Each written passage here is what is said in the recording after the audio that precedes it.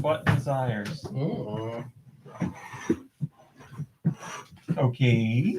I was objectified when I come here. Just like you like it. All right. Oh, you. 3, 2, 1. Go Nintendo Podcast, Webisode 851. The Centiscorch Podcast. The Go Nintendo Podcast is a part of nothing. We're part of our own thing, damn it. We're part of this right now, here, the here and now. Mom Brain, you want to tell us about Centiscorch, please? Crap boobs crap. I can say whatever I want now. Technically? Technically you always could, but sure. Should we let's start using our regular names and just cursing and all the time? And I want to hear a couple of curse words mixed in with the Pokemon description slyly. Let's see. let's not go that hard just yet. You can say bitch. I'm just trying to. Where'd you go? Well, I was looking at where I might. Okay. Oh, insert the bitch. I got it. When Centiscorch heats up, its body temperature reaches about 1,500 degrees Fahrenheit. It lashes its body like a bitch. And launches itself at enemies. They are 9 feet, almost 10 feet tall. Now, go ahead. Yeah. They weigh 264.6 pounds. Almost on 10 average. feet tall, and they're 250 plus pounds. Like, that's a svelte Pokemon. It is. Yeah. Male and female. The category, of course, is Radiator. Mm-hmm. Abilities include Flash Fire. It's time for the Radiator. Yep. Flash Fire, which powers up the Pokemon's fire type moves if it's hit by a bitch. I know. White Smoke. The Pokemon is protected by its white bitch, which prevents other Pokemon from lowering its stats. Thanks, Mom Brain. It's like a Mad Libs. Yeah, right. We need a lot more diaper and vomit. And what else do we use in there? Tampon. We use a lot of tampon. Thanks, Mom Brain. Mom Brain is here. Sure am. Deux is here. Ooh. I am here. Kirby is away. Nikki Hill is working, so it's just us. But of course, no, Nikki Hill is working. I don't get it. You said Kirby is away. Working. Working in a coal mine. It's a song. Come on. It's still funny. Josh Robot is here, the one and only. How are you, my friend? Hanging and banging. Hanging and banging, baby. Boy, Josh, so much Call of Duty talk lately. You got to be loving it. Call of Duty, bro. And George is here. George, how are you, my other friend? Trying to make the most of my lime without my friends Nikki and Kurt. Oh, that was a really great story. Do you guys hang out outside of the podcast? I would if they'd ever return my limes.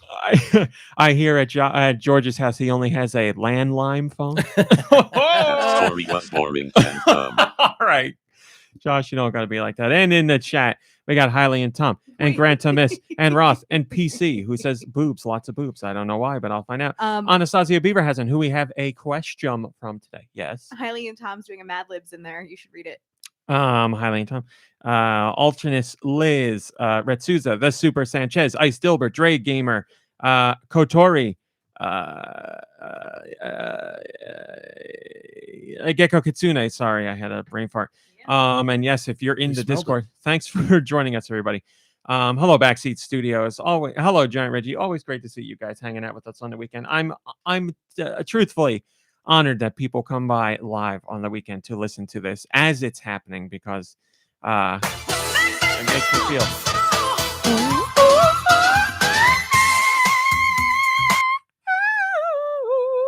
Mariah, were you still with us? Unbelievable. Mariah talking about Nick Cannon this week, saying he's I'm sure she tweeted something about it. I don't know. Does she tweet? Nick Cannon's got 1 million babies, and people are always like, "How can he see all those children? He's got so many children. Some of them have to be neglected by their father presence. So many children. Some of them have to be neglected by their father presence." And others are like, "Nick Cannon's a great dad." And Mariah this week was like, "Nick doesn't see the children enough." And I'm no. I believe it. Mariah Carey, I also think you're crazy, but I believe you on this. I mean, how could he? He's got so many kids. I want to say it's like 20, isn't it? I think it's I in the don't know if 20. it's look it up. I don't know. I was gonna say 9, but you could tell me 20. I'd be like, I believe it. Yeah. I know he has got 2 sets of twins, which is pretty impressive. Let's take a look together. How many kids Nick Cannon? And like I wanna 11. Okay. So I was a little off. PC said 14, and I would have defaulted to her because she's a well, you know what I was going to say. She knows her pop culture. She's Not a anymore. regular- She's a old. regular But Perez Hilton. that's right. Right. Yeah, I don't know how popular is that site anymore. That used to be like the hot gossip Hollywood site. Didn't Perez something Hilton bad was happen hot. Something Perez happened, Hilton? but it wasn't. I don't remember it being like a big deal. Was it just like he was there at the right time before like people started to be like, wow, this is really hurtful, you know, and start to like maybe gravitate away from content. You know, it like was his? like an era of the internet. Yeah, that might be the case. But also, I think like his rise to fame and like prevalence was around more so when social media wasn't as big. Like obviously Facebook was big, but people weren't like going to Facebook to get that kind of news. Now you hear that stuff on, Twitter and Instagram all the time. So who, I don't know how many people are going to Perez Hilton. Well, he was really talented at Photoshop, wasn't he? He put those white marks all over everybody's pictures. PC says Romy Cowboy, he's just a garbage human. I don't know if you mean me or Perez Hilton, but either way, thank you. Yeah. If you're running a dirt mag on the internet, yeah, I would imagine you're not the best person in the world. PC here says super timely reference, great job. There's no /s, so I can only take that as a true compliment. But I'd rather have the timely. Oh, there it is.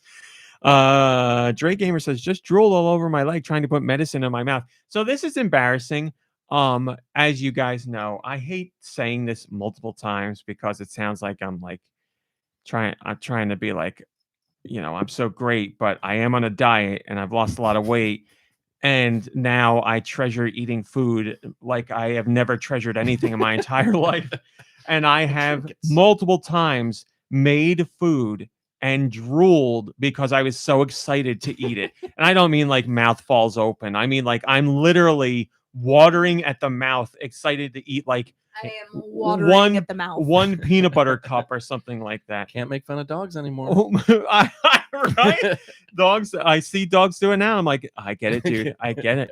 And it's not like I'm eating, like filet mignon or something. I mean, like a hot pocket, which is to be fair, that's filet mignon to you because you wouldn't eat a filet mignon. I can. Mom Brain will attest to this, and I'm very sad because they're gone now.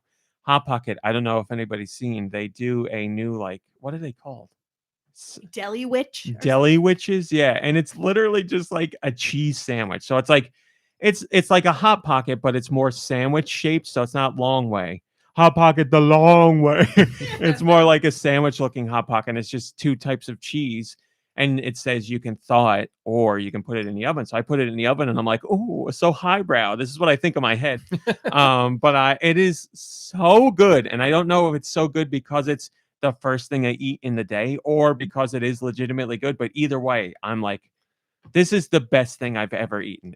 I love them. So it has to be, not that I'm saying whatever you're eating is not tasty, but like it's got to be because you're technically starving yourself. So like anything that you eat is going to be amazing. We are out of Deli Witches now, so I will be going with the Elio's 5 cheese pizza slice today. Oh, wow. Sicilian style. It tastes a little bit different from regular Elio's.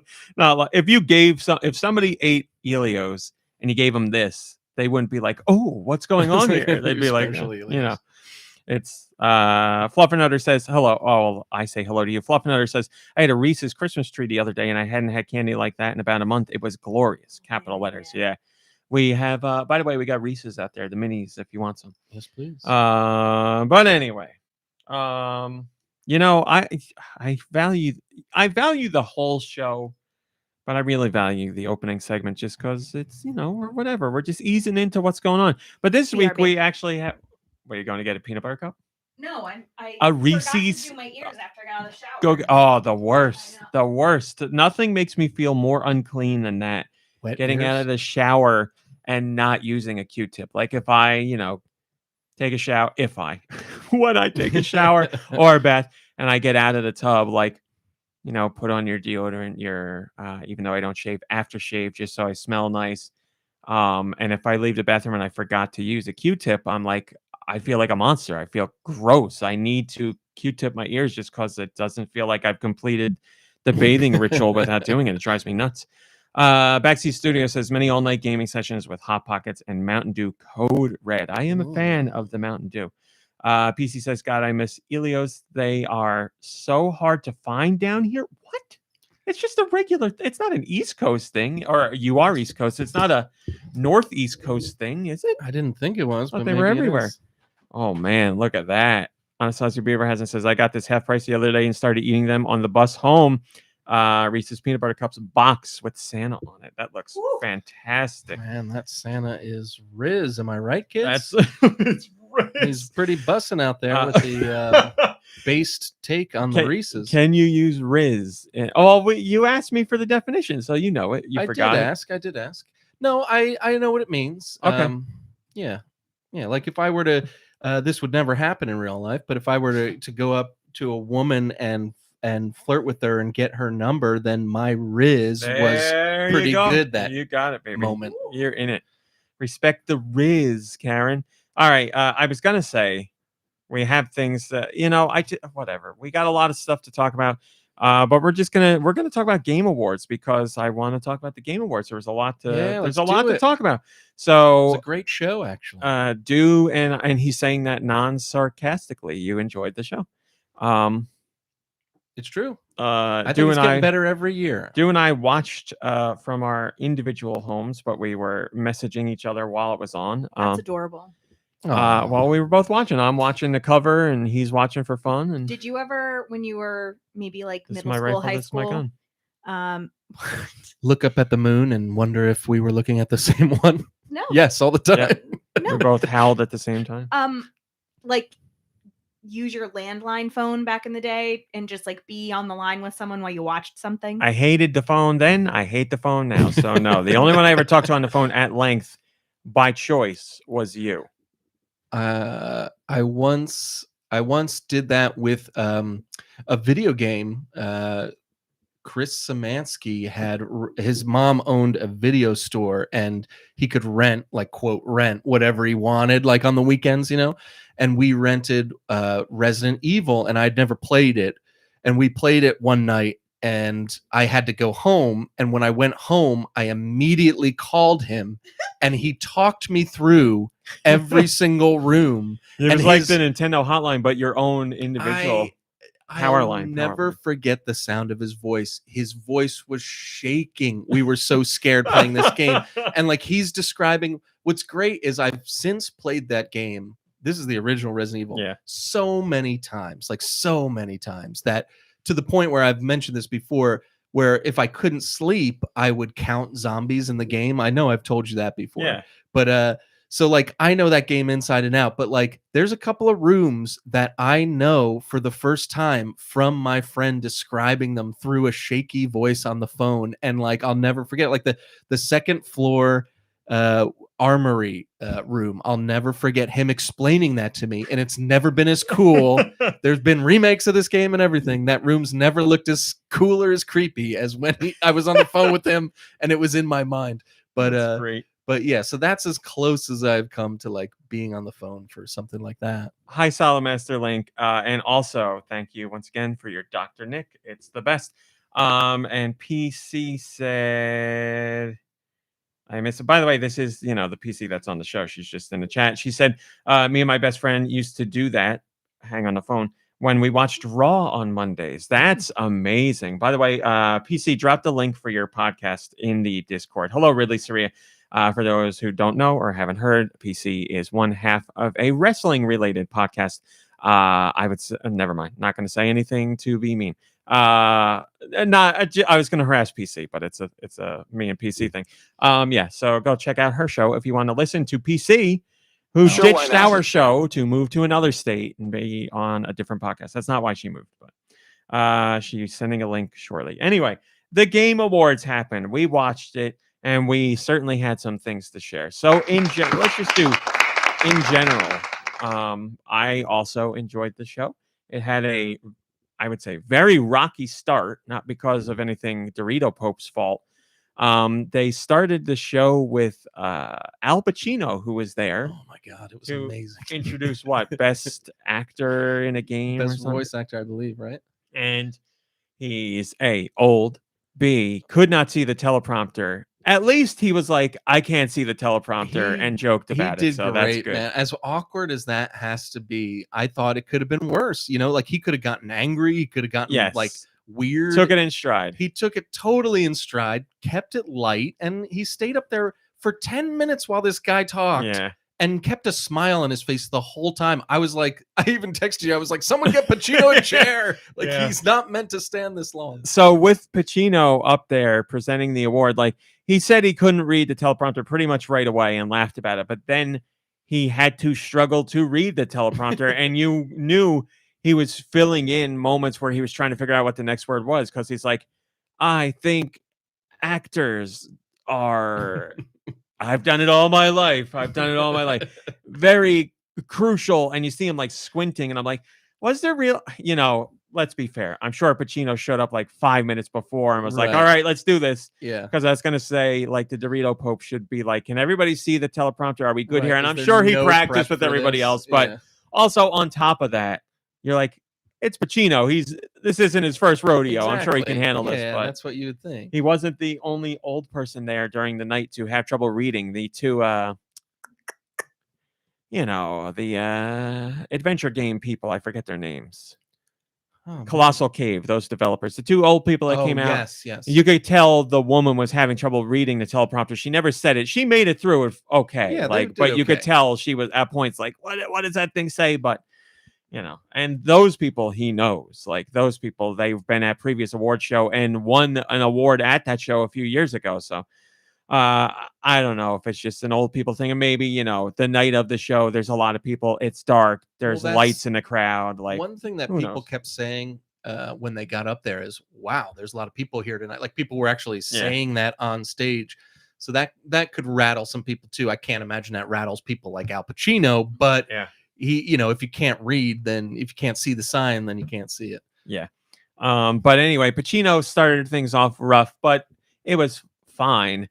Then the first award was for the actor, like we said, and the guy from God of War, who is Kratos, won his award and took us on a journey. Like the Mr. T Hall of Fame. That's journey. the only thing I can liken it to. Now, Mr. T at the WWE Hall of Fame, his acceptance speech went on way longer than this guy, but it was funny. Like it was. Well, I love my mother on Mother's Day. I love my mother on Father's Day. I love my mother on Christmas. Like, yeah, but it was funny. And then he laughed eventually as it was going on, and he got into it. So that was funny. Now this but it was one, rambly. It wasn't like you wrote down. Mr. No, T didn't write it was anything down, rambly. right? It was basically like, thank you, WWE. I'm honored to be a part of your history, Jesus. and it's because of Jesus and my mother. And I love my mother and like, I'm not lying. He went through pretty much every holiday you could think of. Look it up on YouTube. Named how he loved his mother on those days, and then you got through every holiday, and he's like, I wouldn't be anything without my mama, because my mama, and it just went. It was the whole thing was about his mom, and eventually, like, they started playing music, and he still kept going, and then at that point, the crowd was just laughing so much that they were like, just let him do his thing. So, that's great. So yes, but this Kratos actor, forgive me, I don't remember his name. Listen. I'm not a medical professional. I'm not anyone qualified to say anything about anyone when it comes to their mental health. But I think something's up with this guy. That's all I'm gonna like. He worries me. Let's put it that way. He worries me. Like there was something there where I got the feeling that he thought he was accepting like an award for curing cancer or something. Like it seemed like he thought it was.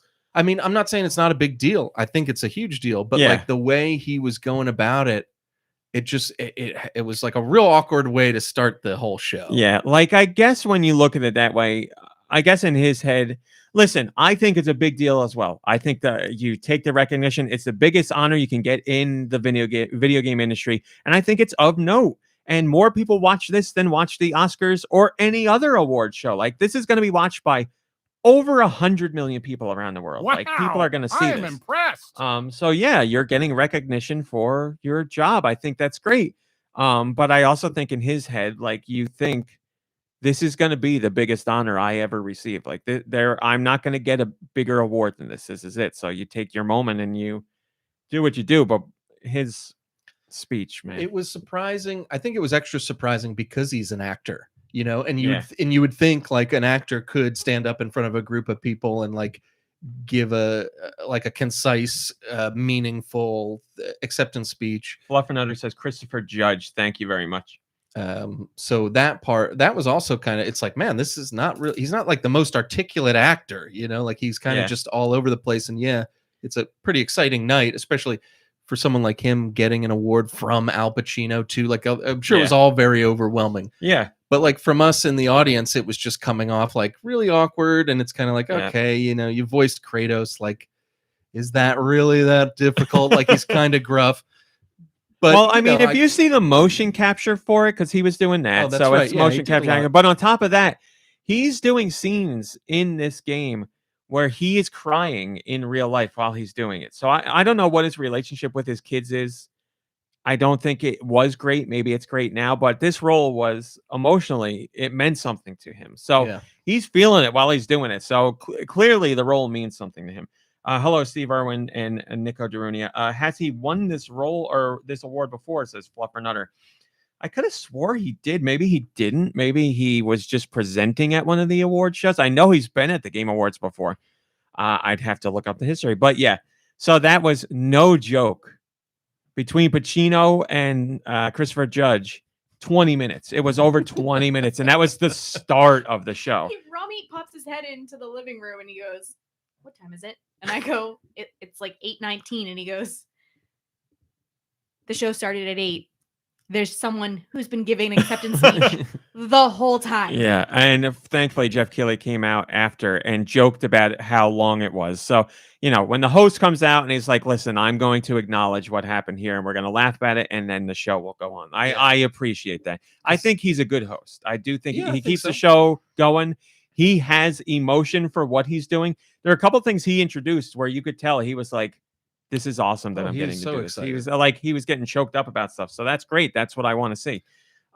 It's got a lot of, it's fun and it's exciting. And because it's live, you feel like anything can happen. And like, it doesn't feel so stuffy like the Oscars is, you know, like, and the people involved seem like they want to be there and they love what they do. Whereas, you know, in the Academy Awards, it's just like, I just need to be seen and give me my recognition and I'm so great. And it's like, here, it's like, we're making video games and like, we're having fun. And I think that's a really good point. The like being like together. Like, I don't know. I think that's especially after pandemic too. Well, after the pandemic, especially where we are at now with the pandemic, because the Game Awards was remote for 2 years. This is the back in person Game Awards. So and like when there he is. Thank you, Red Susan.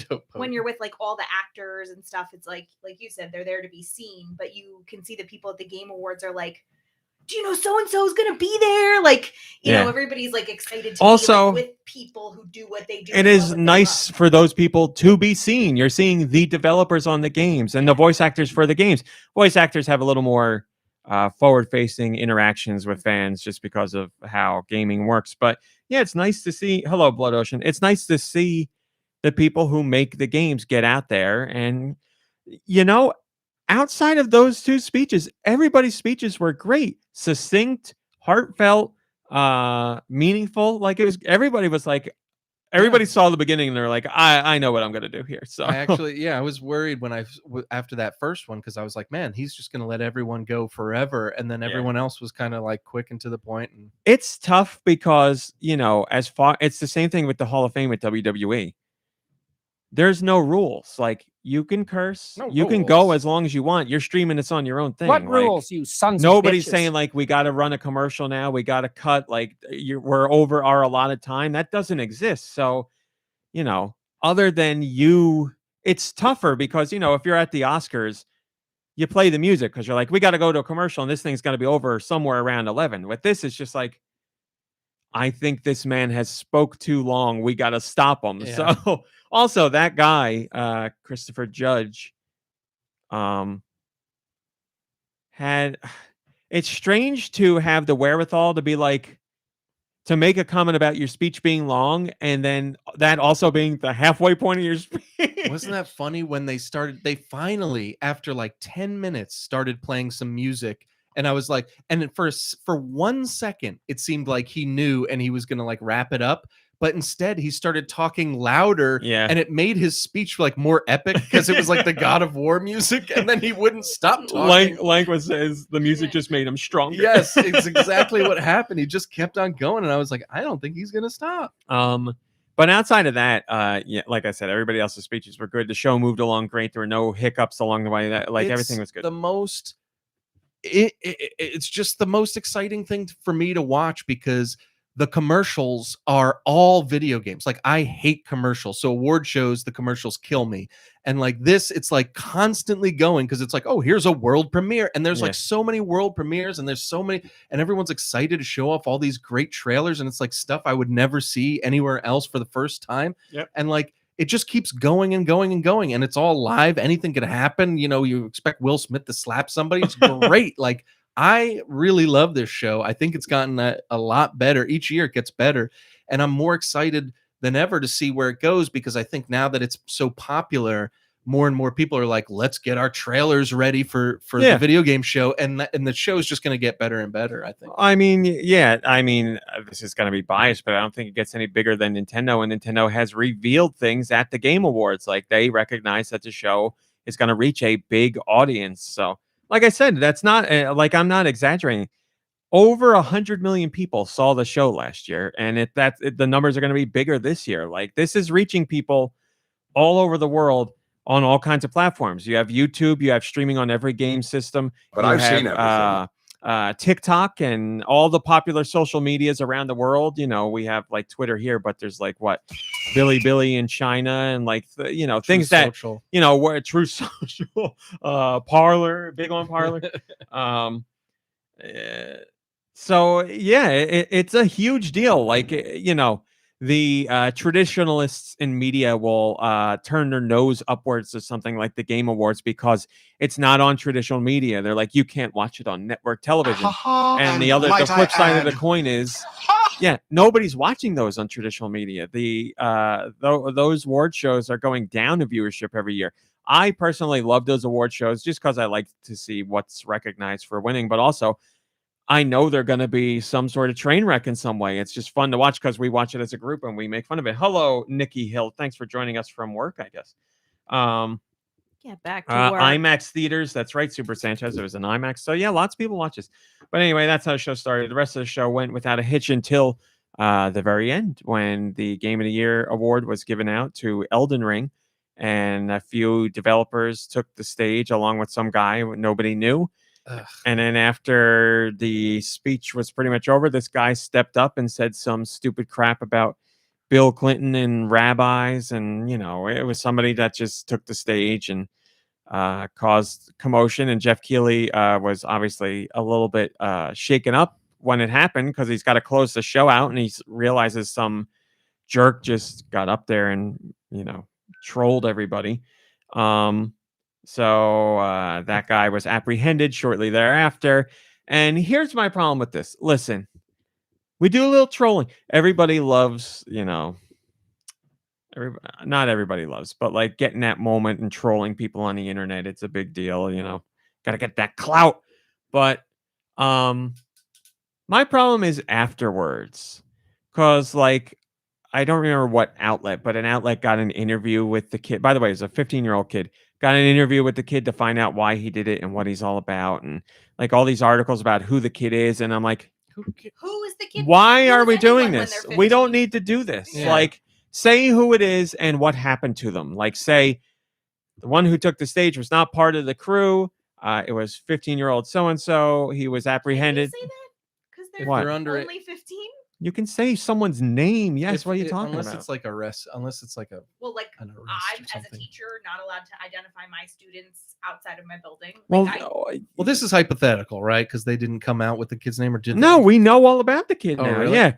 Jeff Keighley did not say the kid's name, but as soon as he got, like Jeff Keighley said on Twitter, he originally said they arrested the kid. They didn't arrest him. The cops were there and apprehended him and took him to the station, but he didn't get arrested. He wasn't charged. They Yeah. held him for a certain amount of time.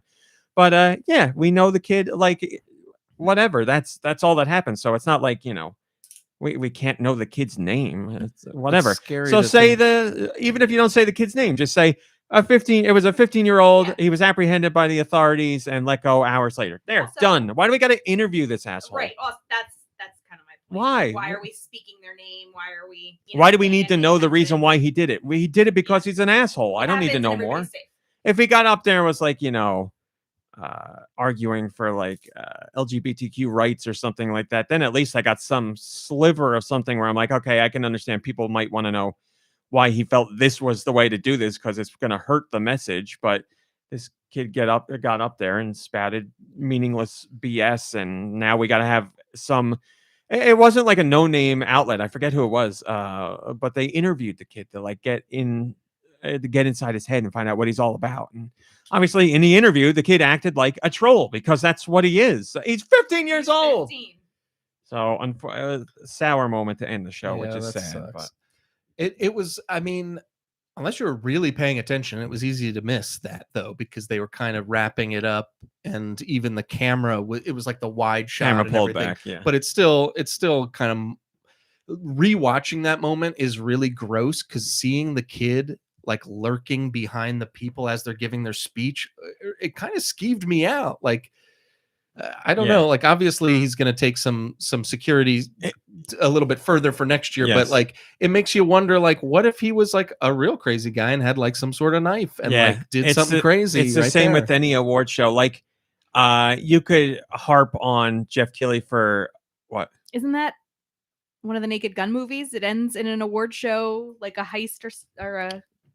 There is an award show in the third Naked Gun, yes, because I'll never forget that it was the Oscars, and in the movie, Weird Al and Vanna White go together. That's right. Man, do I love that. But yeah, and listen, Jeff Keighley's certainly gonna up security next time.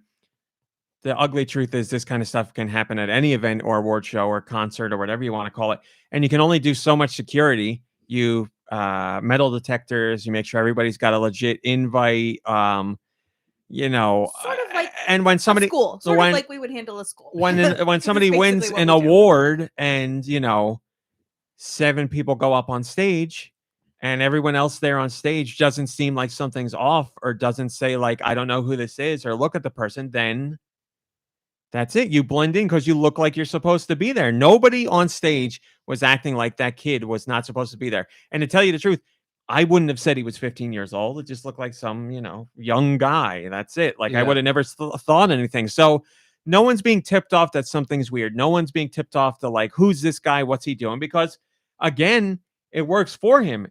It's a video game award show. You hardly ever see the faces of the people who make these games. So maybe he's a translator up there. I don't know what he's doing. I never questioned the kid being there. Oh yeah, at all. you wouldn't. So you wouldn't. I do know Jeff Keighley. I would say we are friendly. So I'll put that out there because people might think this is me just being an apologist for him. But I really think there's only so much you can do. I don't fault him for this. And as you said, and I said, I think next year he'll take more measures to try and prevent stuff like that from happening. But you're not going to be able to prevent everything. I didn't see where they came from in the crowd, but you'd got to think that like all of like the Elden Ring people would be in one section, and maybe this kid was not next to him. And if he gets up and walks up, that's got to look weird to the security guards or something. But as an audience member, you would never know any of that kind of stuff. Well, Super Sanchez says he's a lurker. My partner was looking at his shoes the entire time, saying he doesn't belong. Wow. Oh, there you go. I mean, Jeff Keighley was wearing some casual shoes for his hosting gig. So sounds like nobody watched Shawshank Redemption. I'm not Whatever his knocking poor mother Jeff thought. for what he wore. I'm just saying when he came out, I was like, oh look, he's wearing sneakers. That's nice. I just thought it was fun because stuffy award shows you wouldn't see that. But anyway, so you take the beginning of the show and the end of the show, and they were some sour moments. Beginning only because it went on so long. But the vast majority of the show I thought was great. Did a great job. No awkward moments. Everything went smoothly. I liked I liked the humor. Like I liked the animal skit. I thought that was fun. Oh, like it was I always loved the precious. Muppets, so that's fine. His Animal Crossing joke and Yeah, his talk about Elden Ring. Like I always appreciate the Muppets people actually know like what they're getting into and like put some respect on it. So the Muppets people, as in the Muppets themselves, of course. Thank I you. didn't mean anything else by that. Never. Not the first Game Awards show that had Muppets at it either. We had Bunsen and Beaker in the past. Was Electric Mayhem at one of them? Well, Animal was there this time. Probably. I don't know if they were there. I don't remember if they were there. But no, Alf, sadly, I tried to connect to Alf and Jeff Keighley on Twitter this year. It didn't work. But yeah, I like this show. So we want to talk about some of the awards, and I guess we'll start with Game of the Year.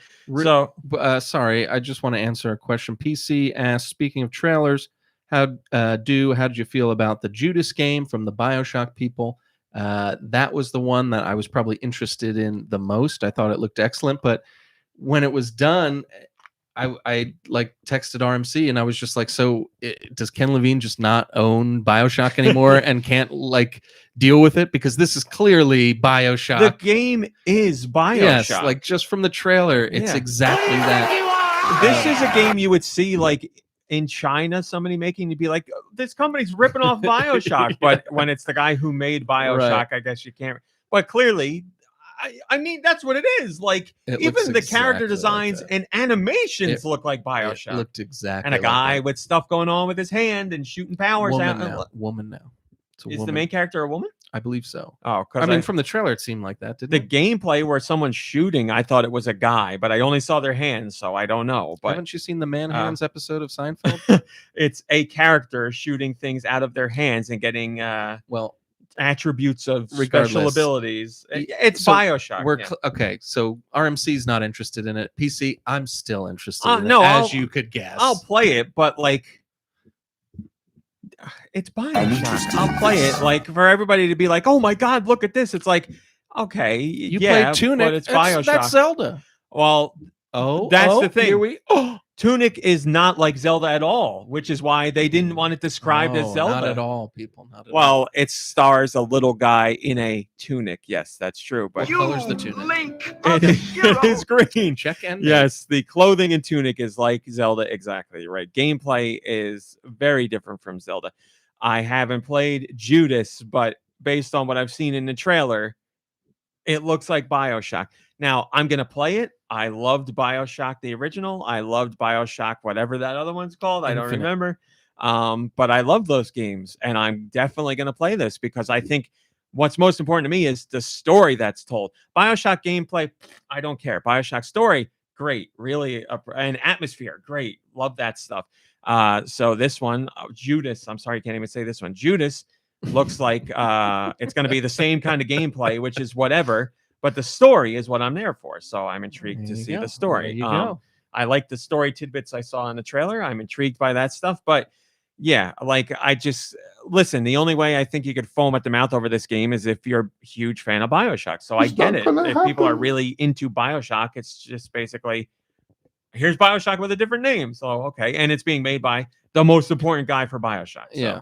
It's I can't. It's a knockoff, but you can't call it a knockoff because it's the man who made it. Yeah, is that what I sound like? So it's like if they got rid of Miyamoto and he went and made like a Giuseppe, Super Giuseppe Brothers or something. Exactly. It's like what? Yeah, exactly.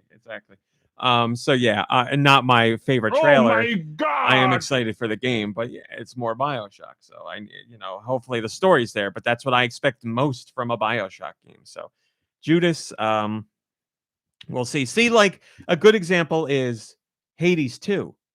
I'm very surprised by that and also shocked by it because Supergiant is famous for not making sequels. This is their first sequel ever. So that's very surprising in and of itself. money. I mean, that was probably their biggest hit. Their other games were hits though. Yes. The money. Transistor was a big hit.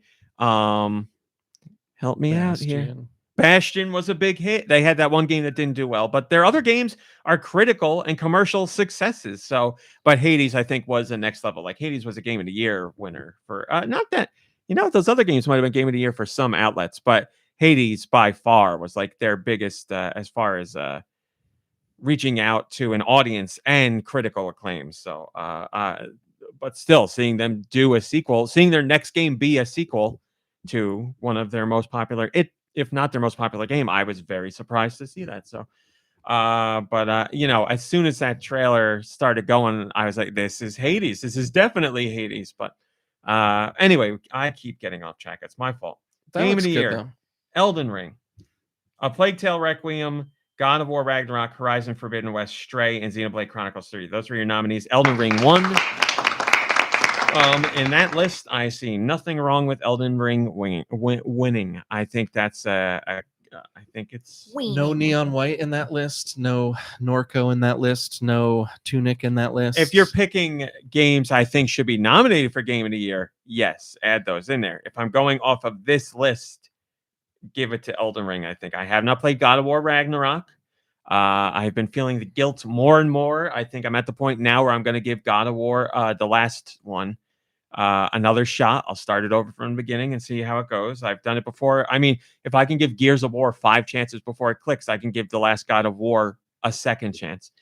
But you and I have been talking about this pretty passionately, because I would have been upset if God of War Ragnarok got the win, and I shouldn't be because I haven't played it and I don't know about it. So I don't, my opinion is a stupid one because I haven't played the game yet. So I'll get back to you when I do play the game.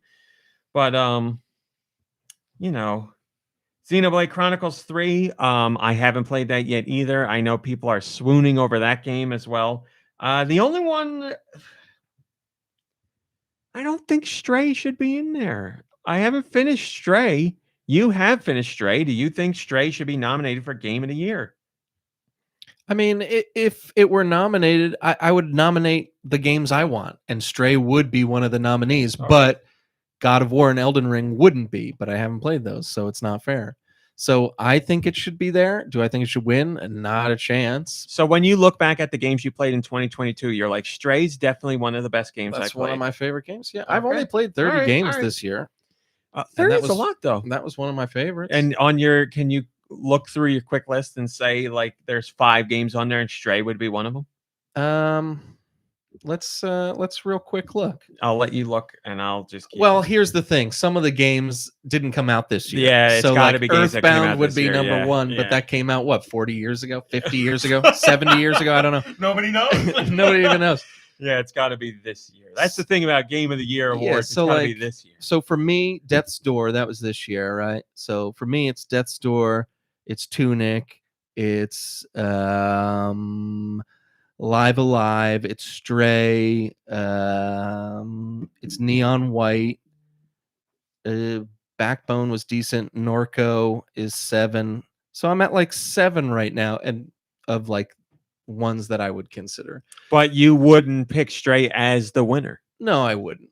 So. I had well, here's the thing. I enjoyed Stray more than Plague Tale Requiem, but Plague Tale Requiem I think is a better game. Mm-hmm. And I think it has like a more powerful story and narrative, but there's something about Stray that I just was an absolute delight. And actually it was a whole bunch of ranges of emotions, and I don't know. I thought it was great, but like from a game standpoint, it's not really a game. Like it's game a little bit, but we talked about it. It's pretty much just pressing one button and like jumping on the stuff. Well, I don't mind any of that because like Norco, that's pressing one button. Like I don't care if a visual novel's nominated for Game of the Year. That's fine by me. I'm not saying any genre should be exempt from Game of the Year, but I get what you're saying. Like as far as game mechanics go. But that's what I said to you. Like, as far as game mechanics go, Stray's not doing anything really. But I think story can make up for a lot. And I got a ways to go in Stray, but I haven't seen anything story-wise where I'm like, oh, yeah, this is something special. Whereas, like, again, I haven't played Xenoblade Chronicles 3, but I know people really enjoy the story in that game and find it meaningful and have cried over it and like a whole bunch of that stuff. And the soundtrack is another thing to consider for Game of the Year. And I know Xenoblade Chronicles 3, it was nominated for Best Soundtrack as well. So, but yeah, Elden Ring, like the hype was there. The evolution of that style of game was there because it was an open world experience. It has everything, soundtrack. So like, I get it. I get that. I do understand it. We're gonna talk about that. I'm not going through everything here, just ones that best score in music. Nominees were Plague Tale Requiem, Elden Ring, God of War Ragnarok, Metal Hellsinger, and Xenoblade Chronicles 3. God of War Ragnarok won, so that goes to Bear McCreary, who's the guy who did this music for Rings of Power. Yeah, a bunch of and stuff. Other video games. But again, I haven't heard the soundtrack for God of War Ragnarok, but cool. The prevailing attitude online is that Xenoblade Chronicles 3 got robbed in this one, and I've heard a lot of the music in that game online, and I mean, all the Xenoblade Chronicles soundtracks are phenomenal. I mean, look at the man when they did the medley for Game of the Year. When he got to his Xenoblade Chronicles 3 part, the flute guy went insane because that's a big part of the soundtrack, and he killed it. And he's called Flute Guy Online now, and he went on Twitter, and he's That's like, awesome. "Thank you so much for all of this attention. I can't believe it." He's just like, I was doing my job. I'm playing the music, and I was into it. There were a few people in that group that seemed into it, and that's what I love to see. Flute Guy in particular was great because when he's going on the flute, the man was going nuts. And after they finished the whole medley, he's like, "Yeah!" Like to the guy. Notice me, senpai. Like he was really excited. So it was great. I've never seen Bear McCreary in person. Seems a little weird. I guess that shouldn't be a surprise. What, you've seen him in person now? Was he there? He accepted the award. I wasn't paying attention to that part. I must have been getting some. He even made comments about Animal. He's like, "Wow, being accepted being presented by Animal." I never seen him either. Yeah, I didn't even put two and two together because I just listened to a podcast where he was interviewed and he seemed like a real down to earth, like cool dude. And I was like, "Oh, this guy's a real humble, like good dude." And I'm not saying he isn't. I never even thought to like look up to see what he looks like. And you think Bear McCreary, you're thinking like somebody that looks kind of like you. Yeah. I don't know what he looks like, to be honest. I don't remember, but like he doesn't sound like a bear. He sounds like a real nice dude. Best performance, as we said, went to Christopher Judge for God of War Ragnarok. Ashley Birch was nominated for Horizon Forbidden West. Hot take here. Don't like her in that role. I think she's too monotone. I think she's too... I'm basing this off of the previous Horizon game. She doesn't do it for me. She's no Lance Reddick, that's for sure. I feel like now I think she's got range in the other games she does, but her take on Aloy just irks me, grates on me. I don't like it. I mean, what do I know about anything? But I feel like they just threw that game in there because that's the third big game of the year. But they nominated why not? God of War twice, though. Christopher Judge and Sonny Suljic, I guess, who's Boy. I'd imagine that's Boy. Got nominated. Immortality. Poor Immortality got nominated multiple times and didn't win anything. And nobody in the crowd even knows what it is because they're uncultured swine. You can play it on Netflix and mobile and PC. And it's on my list of things to check out. I haven't checked it out. Now, my personal pick would have been Charlotte McBurney, who was nominated for A Plague Tale Requiem. She's Alicia or Anicia, whatever her name is. Yeah. Amicia. Oh my gosh, she's so good in that role. But so good. She did not win. Not my Game Awards. Not my voting committee. They didn't. Like I said, the people who vote on this are industry professionals, and they come together and votes are tallied, and then you have an overall winner. So they wanted Christopher Judge. That is I don't want to get into it. I don't think his performance is that big. I don't see how it could have gone any other way, and I don't know why you're like surprised. What do you mean gone any other way? I hear this is a crazy idea. Maybe best performance from an actor should go to the best performance for an actor. Wow! As somebody who loves, everything about TV and game shows and award shows, you should know it's all BS. It doesn't mean anything. It's a popularity contest. The Oscars are the same way. The ones who win are never the best film. Never. Well, here's the thing. I think Jeff Keighley really cares about this stuff, but it's out of choice. It's out of his hands. Yeah, so it becomes a popularity contest with the people that are on the voting committee, which irks me because there's nothing he can do, and it's right for him to not step in and be like, "You guys are wrong." I get it, but maybe next year, let's revamp the committee a little bit. Let's get you on the committee. Why don't they get people like you on there? I tweeted him that day. I DM'd him that day. I'll send him another one. I'll be like, "Listen, we're a whole year in advance. Get me on that committee." So it's like Reggie and like so the head of Xbox and like me. Sorry, I think you've got more clout for this kind of thing than Reggie. No offense to Reggie. Yeah, go and be the CEO of 8 million companies and like put your thumb on the worker and grind him into the dirt. I don't care. Like, it doesn't make you a man, and it doesn't make you a video game connoisseur. I would never, if I had you and Reggie here, if I want to know how to step on like a homeless guy or something, I'll ask Reggie. How to bust a union. Yeah, but if I wanted to or how to lie about being this best CEO who never had problems with ladies or anything in his workplace, I would ask him. The best CEO who never had problem with ladies in the workplace. Yeah, I think he's got a badge that says that. Yeah, so I would ask him those questions. But if I was like, I wonder if this video game was good, I would ask you, and I would know that I would always 100% get the unbiased answer. Get ready, because our awards are coming up this month, and let me tell you, what a farting disaster of a project this has been. I hate it. Now I recognize why I never did it before, and why I always thought I should never do it, because it's a nightmare. But I guess it's not this next podcast, but the podcast after will be your GoNintendo Podcast Awards. Are you allowed to complain about something if you were offered help from different people and didn't take No. You're still allowed to complain. Those people.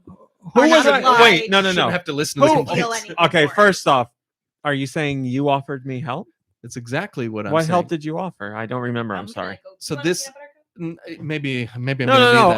I'll be back. Go ahead. So I sent you a voice message, and I was like, hey man, like, as far as the award thing that we said we were going to do, how about this? And I gave you a suggestion, and then I said, it's not the best suggestion, but if you need help, let's work on this. Because I think it's going to be a fun thing.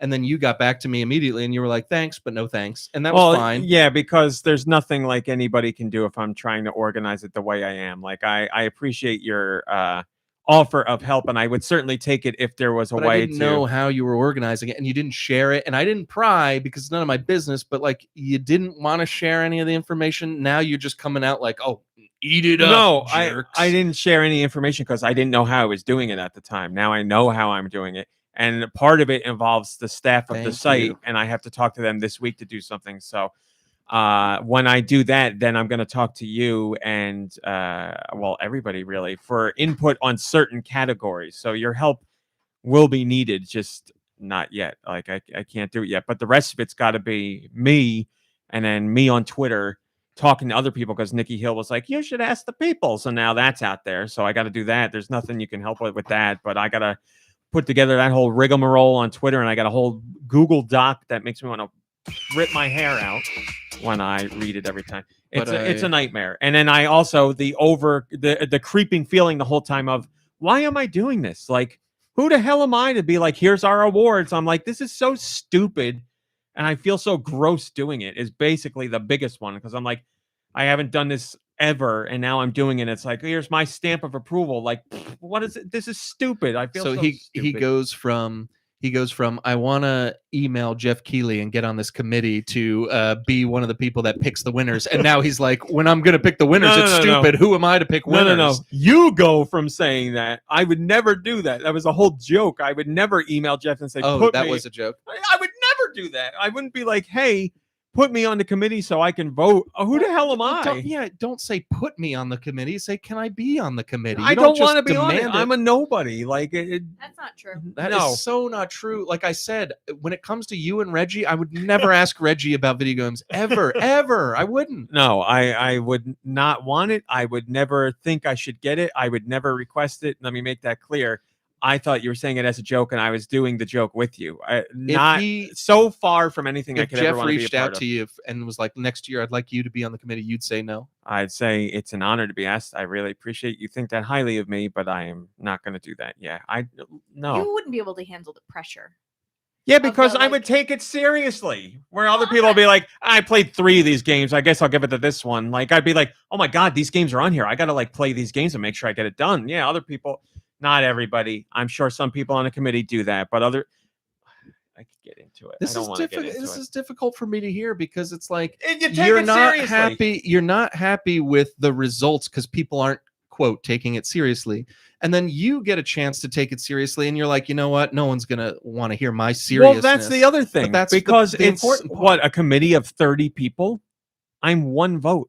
Well, how about like this thing that you're dreading that we're gonna do next week that you're setting up for Week after, or not next week. whenever? Why don't you just take that and be like, you know what? This is my time to be like, this is what I think, and it doesn't matter what you think, and you know that, but it's like I take it seriously, and I want people to know that these are out there, and you're not going to see it on Jeff Keighley's amazing award, 100 million viewer award show. You're going to see it right here. And it's you don't have to. I don't mean like matter in the grand scheme of things. Like nobody's going to see this. I know people see it. I mean matter like. Why does it doesn't matter? Like, but that's my point about award shows in general. It never matters. So it's like you can't get upset when they give it to the popular kid.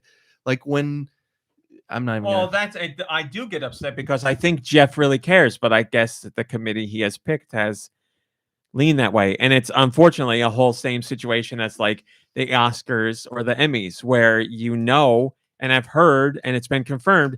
These people get screeners for a million things, but it's really who's scratching who's back and who saw the one show that year. And they're like, well, that's my pick for everything because I saw that one, and everything else, I'll whatever, whoever gives me the nicest gift bag or some crap like that, swag bag. So yes, this could be my opportunity to make what I would say is a more credible award show. But who the hell am I to say that? And I haven't played everything, so I can't say it. So it's stupid is my point. Well, moving on. One other best indie. This is one we talked about a lot. I think people would like to know your opinion. Thank personally. Thank you. I appreciate it. Best indie. The nominees were Cult of the Lamb, Neon White, Sifu, Stray, and Tunic.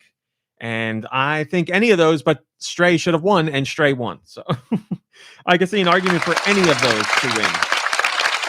That was every single one of those games I actually played. And I was like, holy cow, I played all of these. And I thought the same thing you did. I was like, that's the one I would pick the least to win.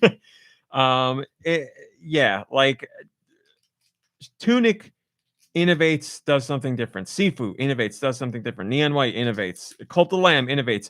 They are all critical darlings. They all were praised by players. They all have uniqueness to them. Stray is not unique and doesn't do anything new. It's about a cat though. And yeah, any other game there, I could, if it won, I'd be like, I see why that wins. I get it. Yeah. If you're saying me, who am I going to pick out of those? I have a real tough time between Tunic and Neon White. I don't know which way I would go. I'd labor over that decision. Hint, hint. I'd labor over that decision. But I'm doing an awards thing. Jeez, mom brain. So either I could get that. Those would be my 2 picks, and I don't put a gun to my head. I don't know which one I would go with. I don't know.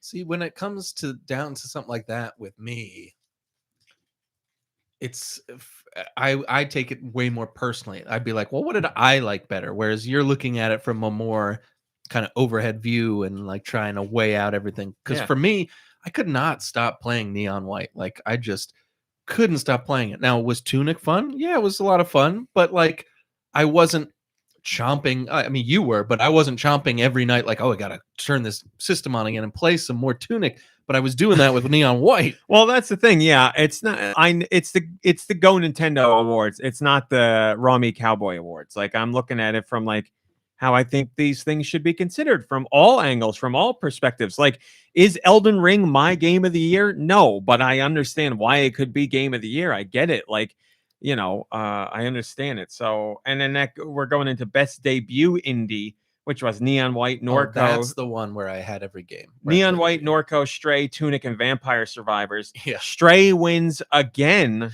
Stray is over just Vampire Survivors in that one, but none of the others, I would say. Yeah, I've thought about this so much.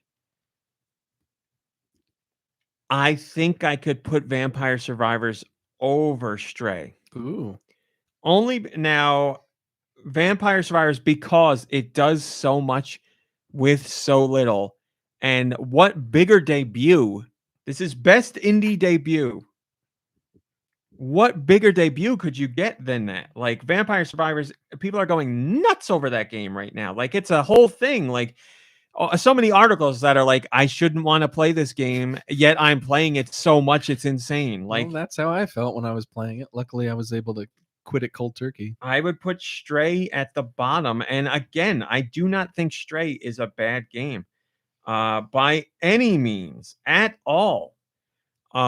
Just I would put that at the bottom. Vampire Survivors would be above that. And then I have a problem between Tunic, Norco, and Neon White. You pick any of those? I'm with you. I get it. Stray and Vampire Survivors, you're getting pushback from me, but Stray, you're getting a lot of pushback. Best indie debut.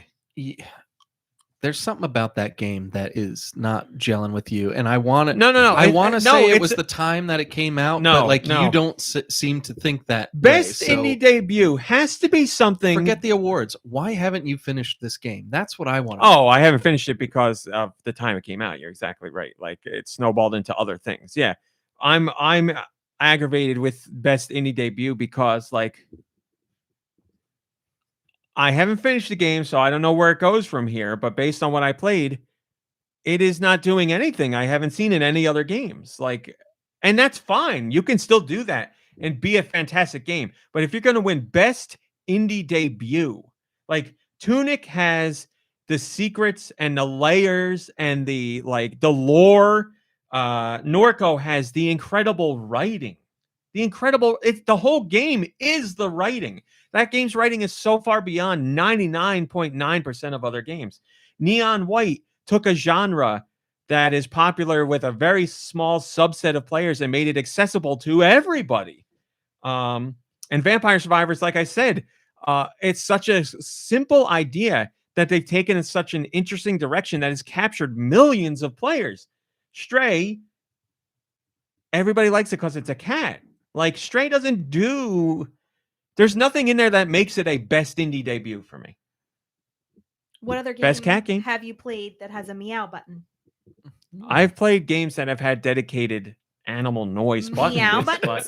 Animal noise I guess not buttons. a me, and not. I can't think of a dedicated meow Stray button. does do something. And like the purring when like the controller's Has that ever purring happened in and a it's game? like vibrating. If you and play it's on coming out. I love PS5, it. if you play on PS5, It is true. Yeah, if you play on PS5. there you go. So if you're playing on PS4, you're not getting that innovation, quote unquote. Yeah. It's a tough one for me to wrap my head around. Again, maybe when I finish the game, I will feel differently. I'll be like, there was a portion I was wrong, and I'll be first to admit when I feel I was wrong. Because this is all opinion, but where I'm at now, I don't see it worthy of best indie debut. We don't need that. Well, just know that the people who made the game didn't vote for themselves, so you can't get mad at them. All right, you seem mad at the people who made this game. No, not at all. See, this is the problem. My arguments are about winning an award for the year versus the game itself. Give me the game on its own. I think it's a great game. I think it's beautiful. I love the idea of it. I think it's well made. But we're talking about game of the year here. This is winning a game of the year category. That's where I have my problems. Category. Oh, that's true. I take it back. You're right. Best mobile game went to Marvel Snap, and I haven't played it yet. I feel like a horrible Marvel fan. I want to play it so bad, but I haven't downloaded it because I know it's going to suck me in, and I know I don't have time to do it because it's going to take away from other stuff. But I've heard great stuff, and people love that game, so I don't know. Seems like a good win. Best action game went to Bayonetta 3. It beat out Call of Duty Modern Warfare 2, Neon White, Sifu, and TMNT Shredder's Revenge. Now, what do you think about that? I don't know that I feel Neon White should have been put in this category. What was it? Best Just action? action, yeah. Definitely. It's like that's all the game is action. I mean, it's action, but it's like indie. I don't know. It needs to be like in best innovation, most innovative. Give me like a genre bending category. Just, I feel like including Neon White in action is an insult to Neon White. I guess if you're gonna lump it in somewhere, I feel like they're like, I put Neon White in action. That's good. Like Bayonetta, you're like, this is action. I get it. And Sifu, action. I get it. TMNT, I get it. What do you Call of Duty, I get it. So then what Neon do you, White is what would you call too it? layered for me. It's a speed running game. It's a speed running game. I don't know. Yeah, it's action. You're running and you're jumping. Doesn't matter. They didn't give him the win anyway. Yeah. They don't care about him. They wanted. Listen, I'm not saying that one Bayonetta again wins. I'm It's not the same thing. You're talking about the same thing that's coming out. Well, Bayonetta again, 3 is the same thing. I haven't played it. Yeah, I mean, I heard great things about it. Listen, but my same thing isn't a thing for like these other categories.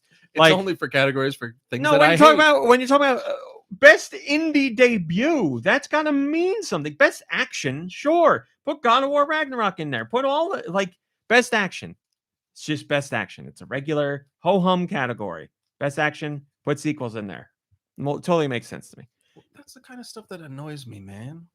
Because like you said, why isn't God of War in there? It's like I don't know why. You know, they get because they know it's going to win. Because they put Neon White in there. So I feel like they best action. It doesn't mean anything. It's like, this is like the category for people who they just want to like get some more games recognized because they know every other game nominated is going to be Horizon or God of War or the E-Ring Elden R. God of War Ragnarok should be in this category.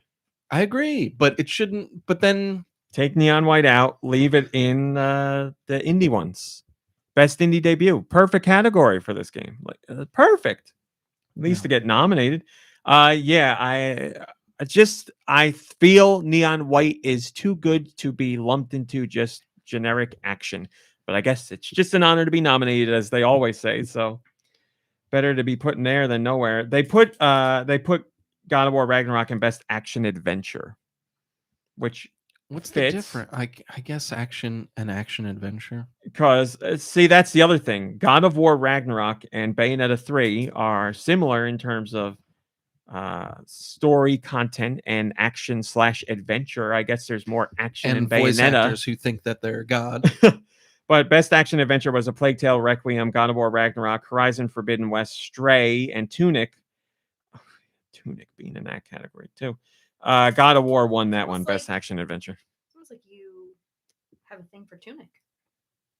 I don't think Tunic should be in that category. I don't think Tunic. Like, if I had a thing for it, I'd want Tunic to be in everything. I don't think Tunic should be in there. This is my problem. I guess my problem is generic categories where games that I would consider to be not generic are included. But I guess you got to put them in somewhere. Yeah, and what do you make one category that's just I don't know, man. Games? You could probably do like best indie game or best debut. Oh wait, both of those went to Stray. I'm sorry. They also did role playing, which Elden Ring won. Makes sense because it won Game of the Year. So, but also nominated there was Live Alive, Pokemon Legends Arceus, Triangle Strategy, and Xenoblade Chronicles 3. I got zero complaints about this category. Fits. Everything works there for me. Everything worthy of a nominee. Everything is an RPG and straightforward. Best category I've come across so far. There you go. Best family game. Drew and I were talking about this before the podcast because oh boy, am I mad about this one. Nominees were Kirby and the Forgotten Realms, Lego Star Wars: The Skywalker Saga, Mario + Rabbids Sparks of Hope, Nintendo Switch Sports, and Splatoon 3. And the winner, Mom Brain, is Splatoon. Okay, odd choice, but no, the winner is Kirby and the Forgotten Land as best family game. You know what the best family game is in there? Nintendo Switch Sports. That's the best family game. because Kirby and the Forgotten Land, you're not going to play with grandma and grandpa. You're going to play. You're not going to play with the whole family. Maybe your brother or sister. Maybe your parents. If you catch them on a really good day and they're like, "All right, I'll shut little Johnny up and play this stupid pink puff game with them." The family is playing Nintendo Switch Sports. That should be your winner. If you're nominating that game, that's your winner for best family game. I'm sorry. I see. Out of all the things I've complained about, this is the one that makes me most angry. That is cut and dry for me. Best family game. It's a multiplayer game with everybody, for everybody, with games that everybody understands and gets the whole family around. That's it. The whole family's not gathering around to play Kirby in the Forgotten Realms. I mean, I think that's all there is to it.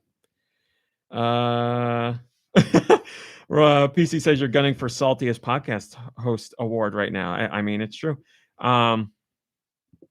I mean, anybody got anything to say? I don't hear any pushback really. So, I mean, a big hello to my fans. I'm scared to push back against you. No, I want Never pushback. win. I want to hear. Well, I got nothing. I mean, you can't argue with the family thing. I mean, Kirby's not a family game. It's not a family game, but family it's friendly. Yeah, family Yeah. friendly. Yes. You know, it's not really. Best family friendly game. Okay, now I got some wiggle room. Best family game? No. Nope. Best simulation strategy. The nominees were Dune, Spice Wars, Mario plus Rabbids, Sparks of Hope, Total War, Warhammer 3, 2 Point Campus, and Victoria 3. And the winner is Mario plus Rabbids, Sparks of Hope. Totally biased opinion here because I played nothing here but Mario plus Rabbids, Sparks of Hope, but that game's excellent. So good for them. We're not going to do that. We're not. Best multiplayer. Talk about something that makes people salty. Best multiplayer nominees were Call of Duty Modern Warfare 2, Multiverses, Overwatch 2, Splatoon 3, and TMNT Shredder's Revenge. How was Fortnite? Call of Duty, bro. Winner goes to, because it didn't come out this year, winner goes to Splatoon 3. That makes sense. Now, I love Splatoon 3. Best multiplayer? I don't know about that. I mean, our game is all about multiplayer. Is it the best? I don't know. I don't know about that. I don't know. That's a tough one to give best multiplayer to. Should it be nominated? Without a doubt. Should it win? I don't know. TMNT Shredder's Revenge shouldn't even be nominated in there. I don't know why that's there, because I guess the local multiplayer. All right. Sure. Throw it a bone, I guess. Ridley Saria says, Rami Cowboy, your rant sounds a lot like me when I rant about, and it's going to make you mad to hear it too, strawberry being in the center of Neapolitan ice cream. It makes me mad, but I shouldn't care just that get much. it out of there. No, but I mean, it's got to be there. Otherwise, it's not Neapolitan. But like, yeah, and then we would call it just delightful. But I think you'd be much more likely to have people want chocolate and vanilla, but not strawberry. Yeah. So yeah. why would you put strawberry in the middle when you could put it on the end and then scoop? Just give around the it, strawberry freaks their own strawberry. Like we don't. Well, is this a Neapolitan? Somebody explain where this came from. I like strawberry ice cream too. I find Neapolitan to be strange. Like I think that who wants this damn I think ice that cream? they were put together because they're like Because somebody at the factory made a banana mistake. split. They're the flavors you'd put in banana split, so maybe they just put all three together. Because somebody didn't understand ice cream, yeah, and they're like, everybody's three favorites: chocolate, vanilla, and strawberry. Although, what would be the third one you'd put in there? Not strawberry, but what would be the third? Chocolate, vanilla, and cookies and cream. See, excellent. There you go. Something that at least. Basic, Yep. yeah, That's a good it. one. That's it. That's the one. I mean, I would say mint chocolate chip, but I think a lot of people would disagree. I mean, I was thinking that too. I didn't say because I know it's very divisive, but yes, I would also say that. I'm more of Can we go get the peppermint frosties today, please? Sure. Do you want one? Why not? Yeah. I haven't had one yet. They're gonna go away. I want to try it. I have all my calories for today. I mean, I could DoorDash them here like now. Really? Yeah. Can we do that? Yeah. Oh my God, we're really gonna do it? I mean, yeah, I do. We don't have to go when we could eat it here. It'll be a little melted. I like that even better. Can I a small? I'm sure it's like 8,000 calories, please. This is amazing. This is turning into H3 podcast where we're ordering food during the show. as long as we don't stop to go to the bathroom during the That's show. never. I'll I consider it a will victory. crap my pants on the show. Alternate Liz says, I've had the peppermint frosty. It's good. What are you laughing at? I'm laughing at you saying you're going to crap your pants on the show. I would crap my pants for this show. Most anticipated: Final Fantasy 16, Hogwarts Legacy, Resident Evil 4. Resident Evil 4 is all most anticipated. I think it should be because, I get it. But just the fact that 20 years later, Resident Evil 4 is on most anticipated. What have we done to ourselves, people? Well, what have we done? Think about it this way. It's so anticipated that we have memories of being in high school and you calling on a payphone, Babbage's or Electronic Boutique or something to see if the game was in, right? For Resident Evil 2. Isn't that a true story? Resident Evil 2, yes. That's how I used to leave math class. Say I was going to the bathroom and run downstairs to the payphone to call up our friend Eric at GameStop to see if it was in yet. Yes. Very true. And I remember walking back into the math room and looking at you and just being like, no, and shaking my head no to let you know, no, it hasn't come in yet. Starfield and The Legend of Zelda Tears of the Kingdom. I think rightfully so. Tears of the Kingdom that was a won. Joke category. I don't even know why they even had it. They should have just been like, and now an honorable mention for Tears of the Kingdom because everyone's thinking about it and we can get on with the rest of the awards. Double cheeseburger? Is this from McDonald's? Wendy's. Frosties. Do they have double cheeseburgers there? They got that new thing now. It's like a mozzarella, that thing looks so disgusting. Like a patty. It's like a mozzarella stick. It's a chicken sandwich with like a square of fried cheese on it. Yeah. To be fair, I'm sorry to call you out. The man who got the Domino's bowl of cheese is going to get mad about cheese on a sandwich. Look, I'm mad because I want it, but I just know it's going to be a bad idea. That's true. I was going to say most anticipated here with Starfield and Tears of the Kingdom. Those are the two that are really most anticipated, but I think Tears of the Kingdom blows it away. So, innovation in accessibility was As Dusk Falls, God of War Ragnarok, Return to Monkey Island, The Last of Us Part 1, and The Quarry. I thought The Last of Us Part 1 was going to win. God of War Ragnarok won, so I did a little research on my own to see what the accessibility features are in that game, and they are quite extensive and robust, so that's good to see. We don't need to do that one. We don't care about this one. Nope. There you go. Not even close. Not even close. Josh, what was your pick for Game of the Year? I know there's a lot to choose from, but we go one of two ways, I'm thinking. Did you know you can play Tetris for free on Tetris.com? He went with Tetris over Call of Duty for Game of the Year. You're a sweaty. Wow. A sweaty Tetris? Oh, because I want Call of Duty, you're saying? No, not at all. I am the world's best singer. Oh, no. George. I'm a hardcore gamer. George. George, you were telling me about your Game of the Year choice earlier. Do you want to speak up about it now? I chose Lime. I had a feeling, George. I had a feeling. So that was your Game Awards. As heated as I don't want to say heated. I'm passionate about video games, people. What do you want from me? Am my opinions right or wrong? No, they're opinions. They don't matter at all. That's just how I feel. Hopefully, if anything, my passion came through, and that's what matters. So expect this level of vitriol when our awards show happens, but thankfully not from everyone, just me. You guys are going to have your own categories to vote on. And we will do Twitter voting this week, people. So get ready. We're going to have a handful of categories where your votes will determine the winner. And I will make sure everyone knows you are at fault for the winners. So whichever way it goes, it's your fault. But there will be regular awards as well. Yes, dude? Nothing. I was just gonna say, I'm looking forward to it. I'm curious as to what your picks will be, RMC, and I'm real excited for that. I'm glad that you're doing so much work for it. Tori says wrong. Well, I mean, it depends on what happens with the Twitterverse. Oh, Twitter world. It could be voting where people vote and it matters, or it could be voting and people are like, let's make it meme worthy. I don't know. Language says Vampire Survivors sweep incoming. Here's the thing. I think because I know this is going to be a crazy idea, but because we are a Nintendo related site, I will keep it only to games that appear on the Switch. So sadly, Vampire Survivors cannot make the cut. We are keeping it Nintendo focused. That does not mean first party only. That just means it has to appear on the Switch. He's doing this because he doesn't want to talk about Stray anymore. He's so upset about Stray. Well, I am considering a category for game that fans would most like to see on the Switch. So I guess I could put Stray in that category. I wouldn't chance And it. I won't vote on it. So whatever the people say. There's a lot of cat fans out there. Listen, I'm a cat fan, man, and I'd like to see Stray on Switch. Meow, Sure. meow, meow, meow, meow, meow. Meow, meow, meow, I'm meow, a meow, cat man. Very good, Mom Brain.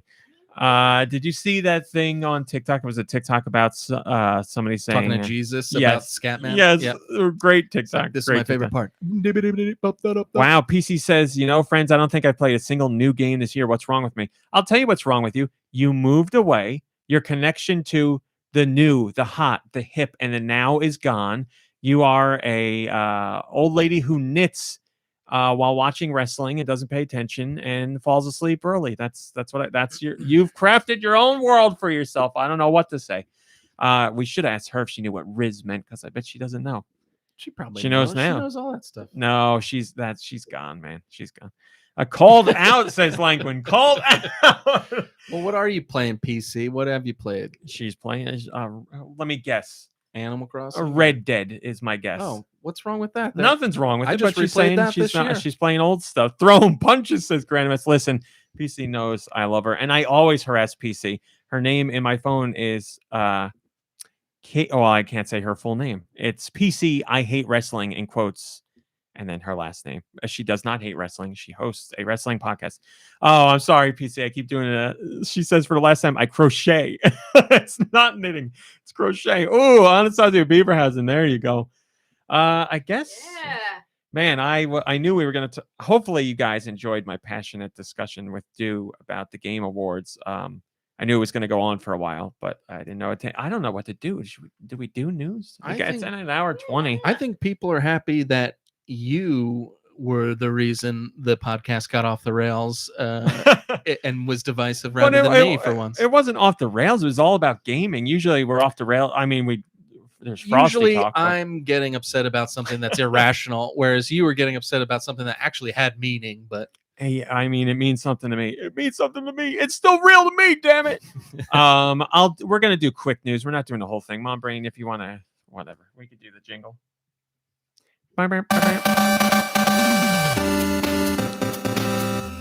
Really, I mean, we're going to speed run a lot of the news just because I like the vibe of the show today. I don't want to have such a heated discussion and then go into regular stiff, boring news. Not that it's you get what I'm saying. We're on a different vibe today, people.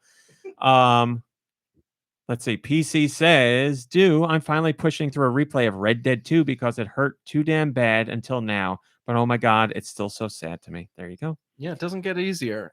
Sad how many rats had to die for those hats. That's the part that makes me happy. Too many hats for those. Too many rats for those hats, David. He's too damn big. That rat's too damn big for the what, David? I thought of it multiple times this week, and it was bothering me. And I almost asked you, but I was like, "Let me live in this hell." No, I've been living there. We're trying to think. Rummy, There was a TikTok. Rummy. What's the matter? Hold my hand. We're in hell together. That's beautiful. Oh, there's a TikTok, and Mom Brain and I loved it, and we quoted it all the time. But we have forgotten literally just one word in the TikTok, and we've liked so many TikToks. This was over a year ago, at least. We'd have to go back through an incredible history of TikToks to find it, so it's lost.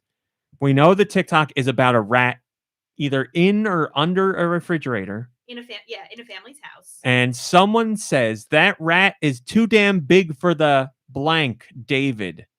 We don't remember what the blank was. So it's house, a completely fridge. chaotic situation, right? And this is home footage of the rat being removed, and you just hear somebody go, "The rat's too damn big for the David." Yeah, and it can't be house. It can't be house because that doesn't make any sense. Was it broom? It's not. I see a broom when I think about Yeah. the video, but I don't think the pot, the pan. Was it? It wasn't cat. Was it cat? Cat. Was it cat? The rat's too damn big for the cat, David. Yeah. That's it. Because they were trying to get the cat to get it. That's it. And then the rat was too damn big for the cat. That's brilliant. Oh man, just talking it out on the podcast. Oh man, what a day! See the vibe today. I'm telling you.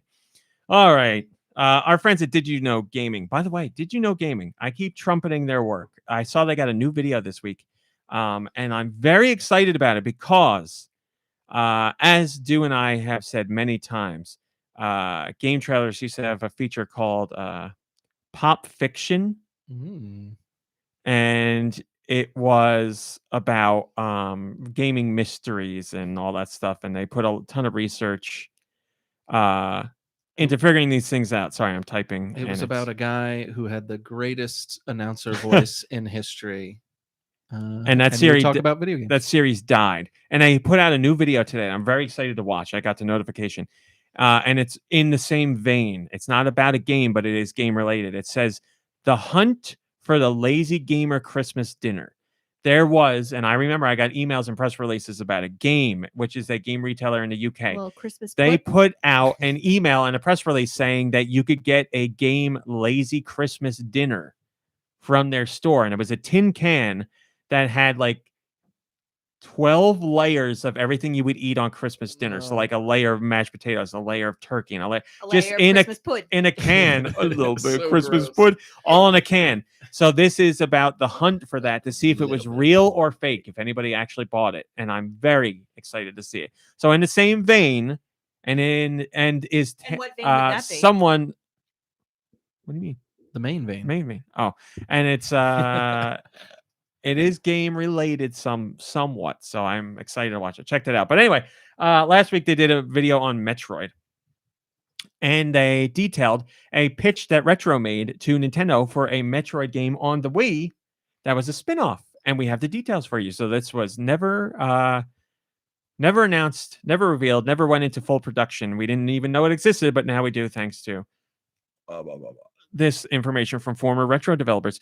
They pitched a game called Metroid Tactics for the Wii in late 2007, but it was never actually shown to Nintendo.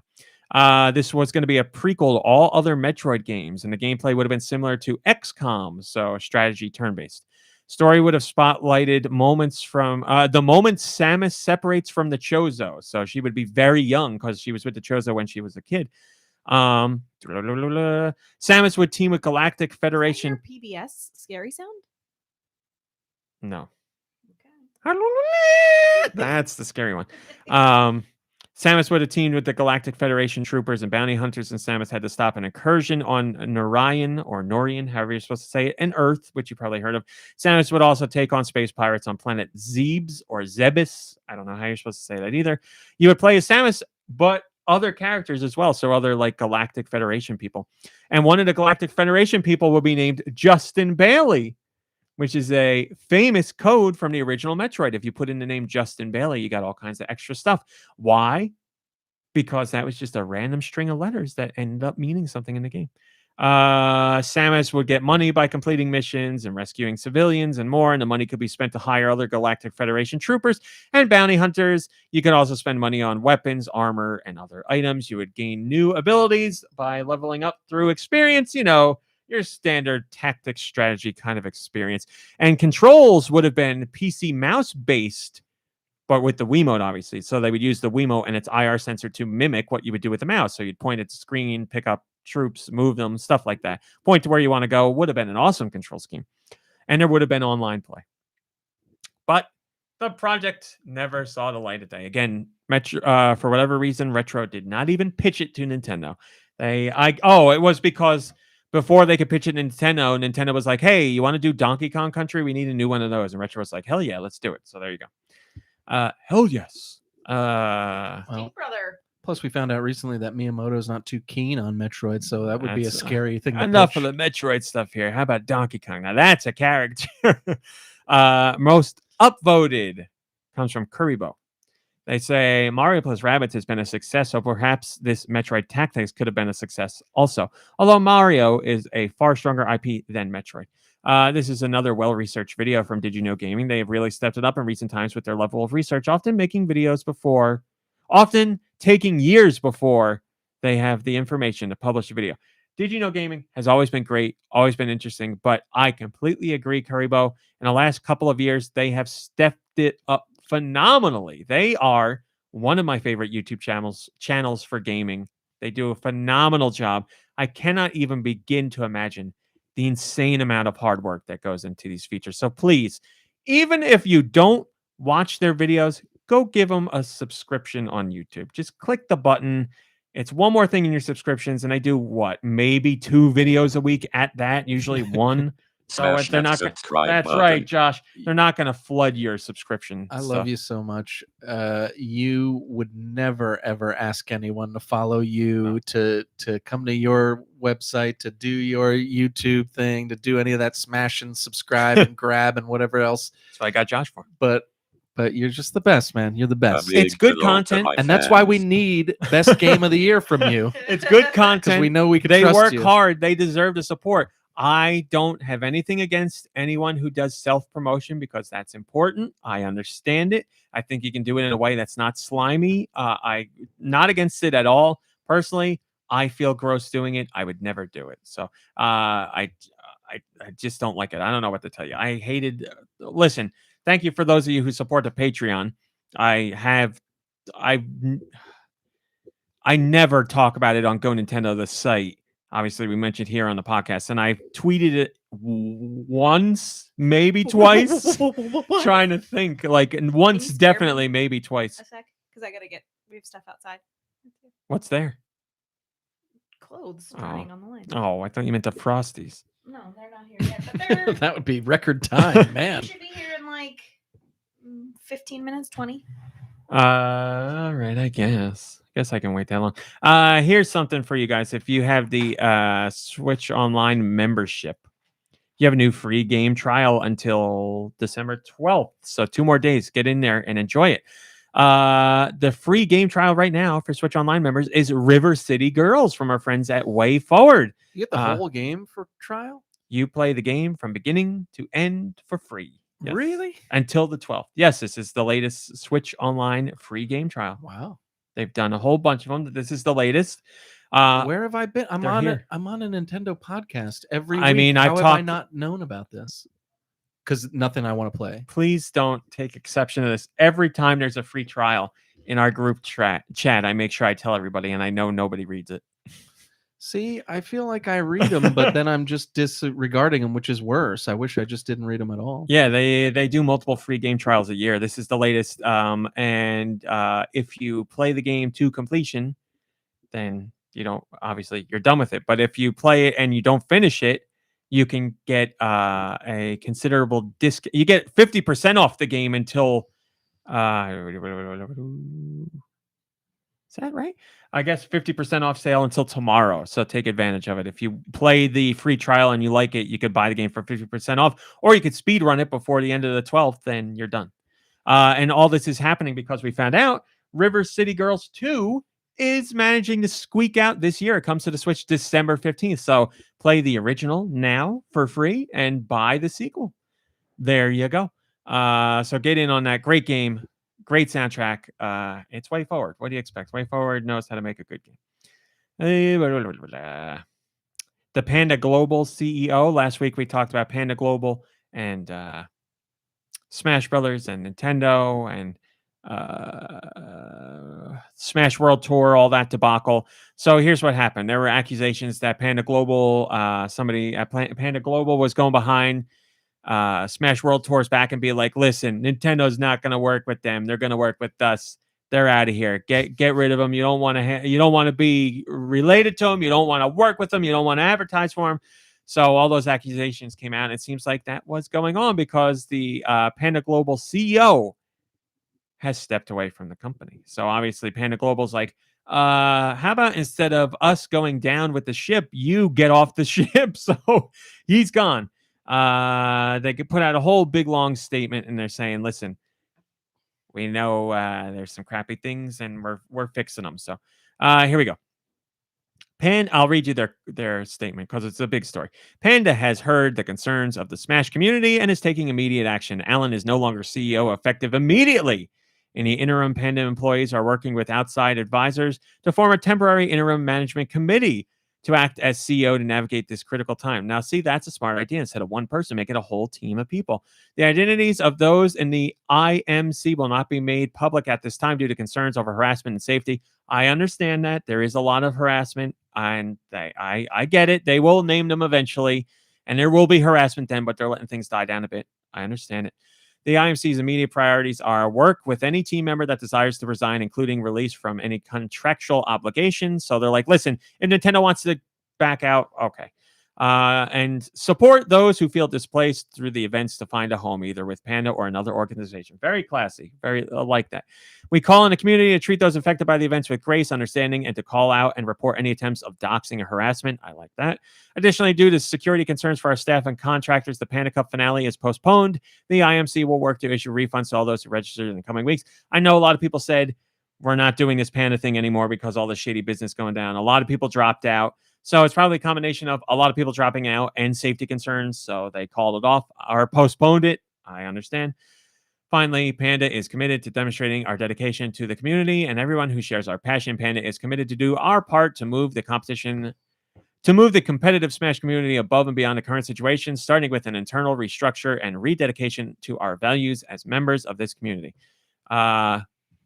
15,000 likes on that. Well received. Handled it as best you can. So, guys out, transparent about what's going on now. It is what it is. I think that's as much as you can ask for. So I'm good with that. Ice with the most upvoted comment says, "I swear this whole thing has been one big pandemic." Panda. That's Panda. I like it. It's good. I like a pun. So yeah, that's where it's at now. So things should quiet down going forward. I know what's his name? Ludwig, the streamer Ludwig, is doing like a big Smash tournament of his own, putting up some money. So keep an eye on that one. Nope. No, I won't torment you guys because you have torment coming later, as in YouTube. NPD? I didn't hear anything yet. Oh, okay. When I hear it, I'll let you know. If I hear it, I mean. Switch was the #1 hardware in the UK for November 2022. Be quiet. Just a general feedback. You're good, Josh. Switch was #1 in the UK for November 2022. I'm feeling so great. Thanks for asking. I'm always happy to hear that, Josh. We also have the top 20 software in the UK for November 2022. I won't make you guys guess. Thank you. #1 in the UK. Is this UK? Yeah, #1 in the UK for November was Call of Duty Bro, God of War Ragnarok, FIFA 23, Pokemon Violet, Pokemon Scarlet. They take a 4 and 5, obviously. If they were combined, their placement would be a little bit different.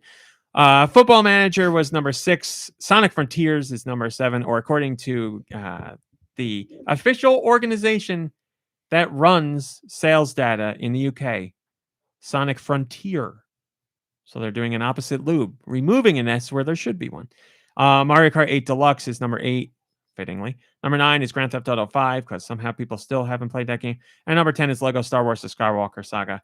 You can see the rest of the list on your own if you're interested.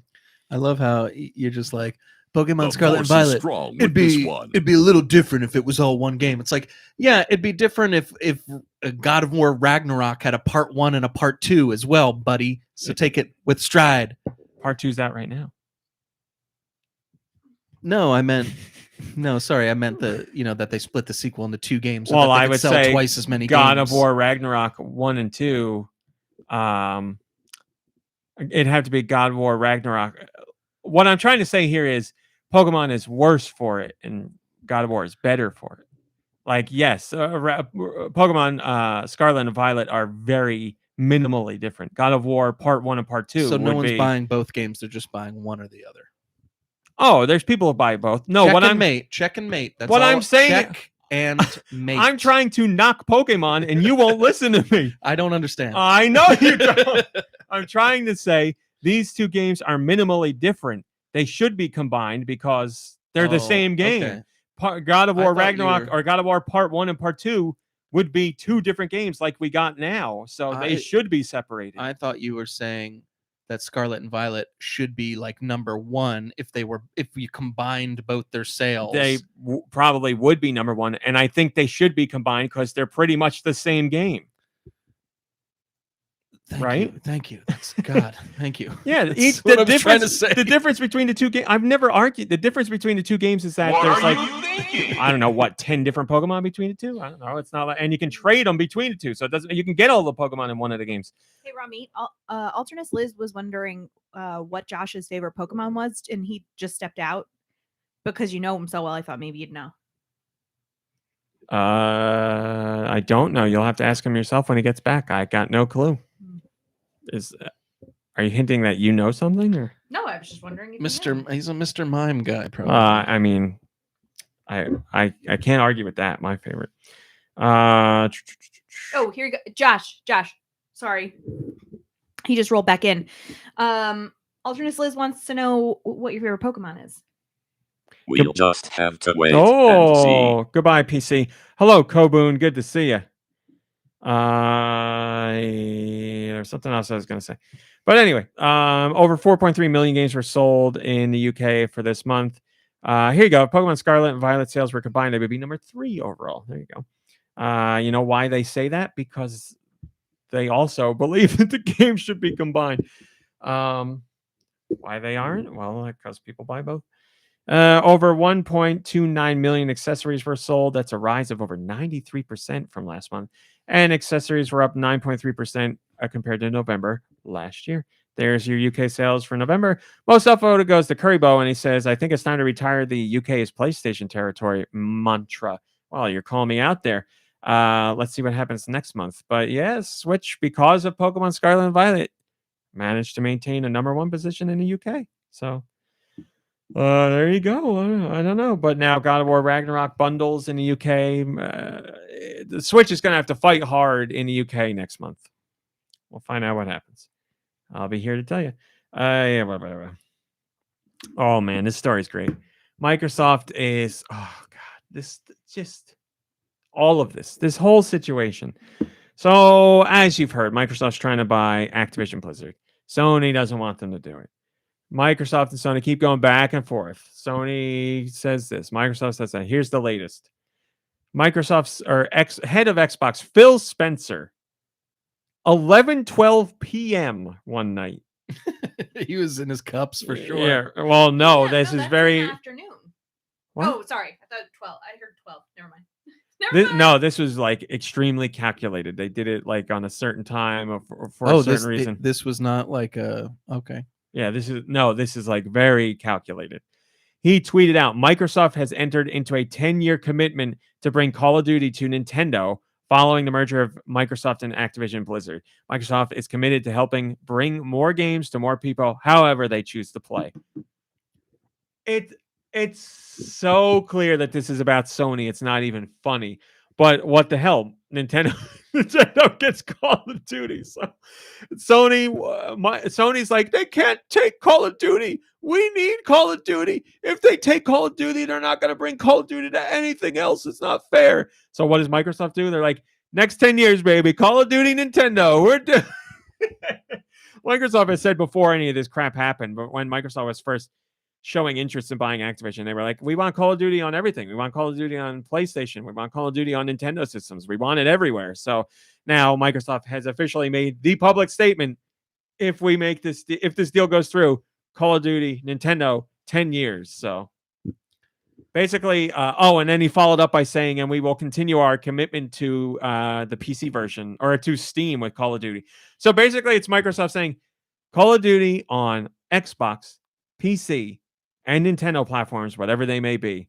And we already know they've offered Sony the same 10-year deal. So basically, Microsoft's like, listen, Sony's the only one ruining this deal. They're the ones that are trying to stop it. We're trying to say we're bringing it everywhere. So, it's very much tit for tat. Like they're being petty and going back and forth with each other. But what happens for Nintendo? That they get a 10-year win in the middle of it. So it's great news for Nintendo. Who the hell cares? Like that, it's just so funny. Just let them fight. It's yeah, like sure. Kind of standing over on the side, selling more systems than anybody. So now Microsoft can be like, look, people, you don't have these things because Sony doesn't want you to. They're the ones against gamers. We are in support of all gamers everywhere. That's what they're doing. So I don't want Microsoft to dip to Sony's level. Sony's so snaky these days.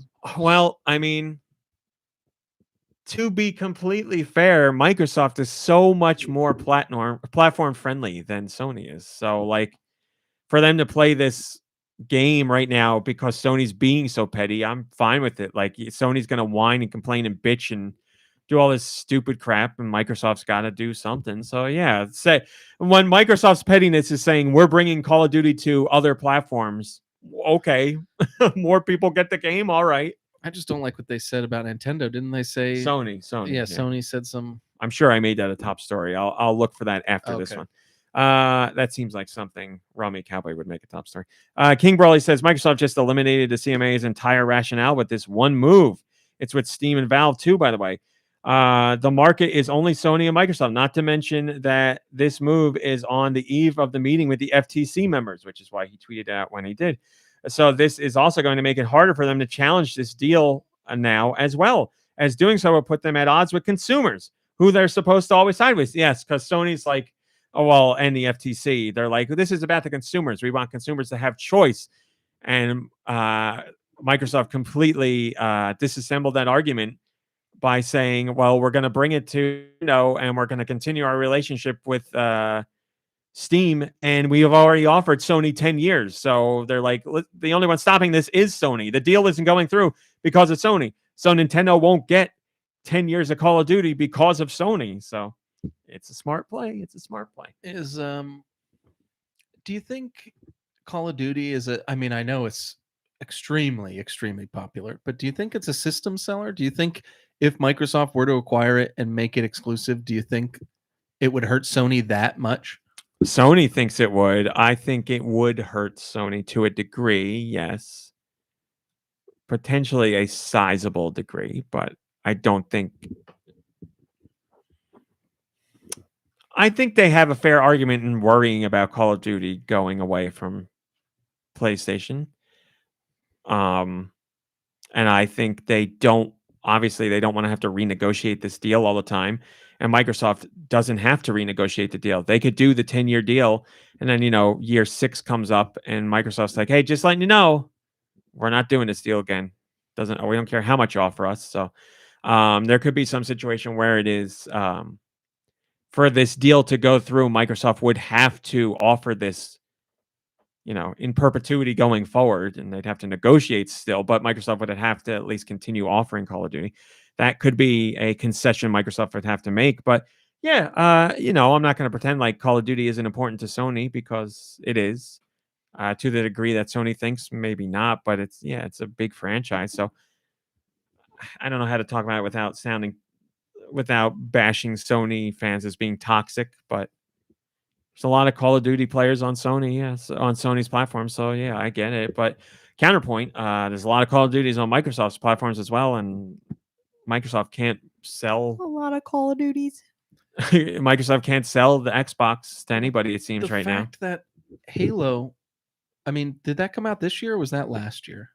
This year. I mean, the fact that we didn't see hide nor hair of it at the Video Game Awards. I mean, it's not a surprise because we forgot it even came out because it was so underwhelming. But like, think about that. They've got Halo and it's nothing. And it's absolute nothing. Well, here's another thing for you. What did Microsoft reveal at the Game Awards? I don't pay attention like that. Nothing. Not a single thing. There are games that are going to the Xbox. I see. Yeah, I just look at the bottom and say, "Oh, every single one is not coming to the Switch." Microsoft had no awards or no reveals at all. Nothing. Who knows what they're even doing? Well, they're trying to get active. They're trying to buy other companies to make games for them, I guess. So. Yeah, my major argument with this is Sony's like, boo-hoo, they can't do this. But Sony's acquired so many companies in the last couple of years. Like, why is it okay for you to snatch up those other companies because their games aren't as big? It's okay. You're like, oh, nobody cares about those games. We do. But Call of Duty, you can't do that to us. You did it to others with other companies. So, but those aren't the same. They're not Call of Duty, which is true. They don't make as much money, but you're doing the same thing on a base level. You're doing the same thing. One is worth a lot more money, but you're doing the same thing. You can't do that thing that we're doing because we want the thing that you are trying to get. So, and we can't afford it. Microsoft can afford it. This isn't going to end either, is it? The whole Call of Duty thing. Don't get too cocky. What do you mean by end? it's never gonna fall off, because we're still gonna have like young boys that want to play war growing up, and it's gonna sell forever, right? Like we're never gonna ever stop. It won't making this remain series. this popular. It'll fall off, but it'll be like a sports game. Sports games still sell millions every year. It'll do its thing, yeah, but it'll always be there. It'll be we have a friend who has a kid who plays Call of Duty, and he was showing me. He took me to see his game set up in the basement, and he was showing me like his different games, and he was like showing me Call of Duty, and like I can't explain how interested he was in like all the guns that he had and all the attachments for the guns. He's like, this has this scope and it lets you see this far, and it's got this I don't even know what you call them, this stock thing for your shoulder, and it's got this iron sight on it, and he's a kid interested in games, so I'm acting enthused and supporting that. But I'm like, holy moly, man, what is going on here? This is so sad to me that it's just like, it's not sad to me that he's enjoying a game. I'm like, this part of my brain doesn't exist. Like, I'm not like, I can't wait to collect every gun in Call of Duty and like hang the charms off of them or whatever you do. I don't know. You can hang charms off of them?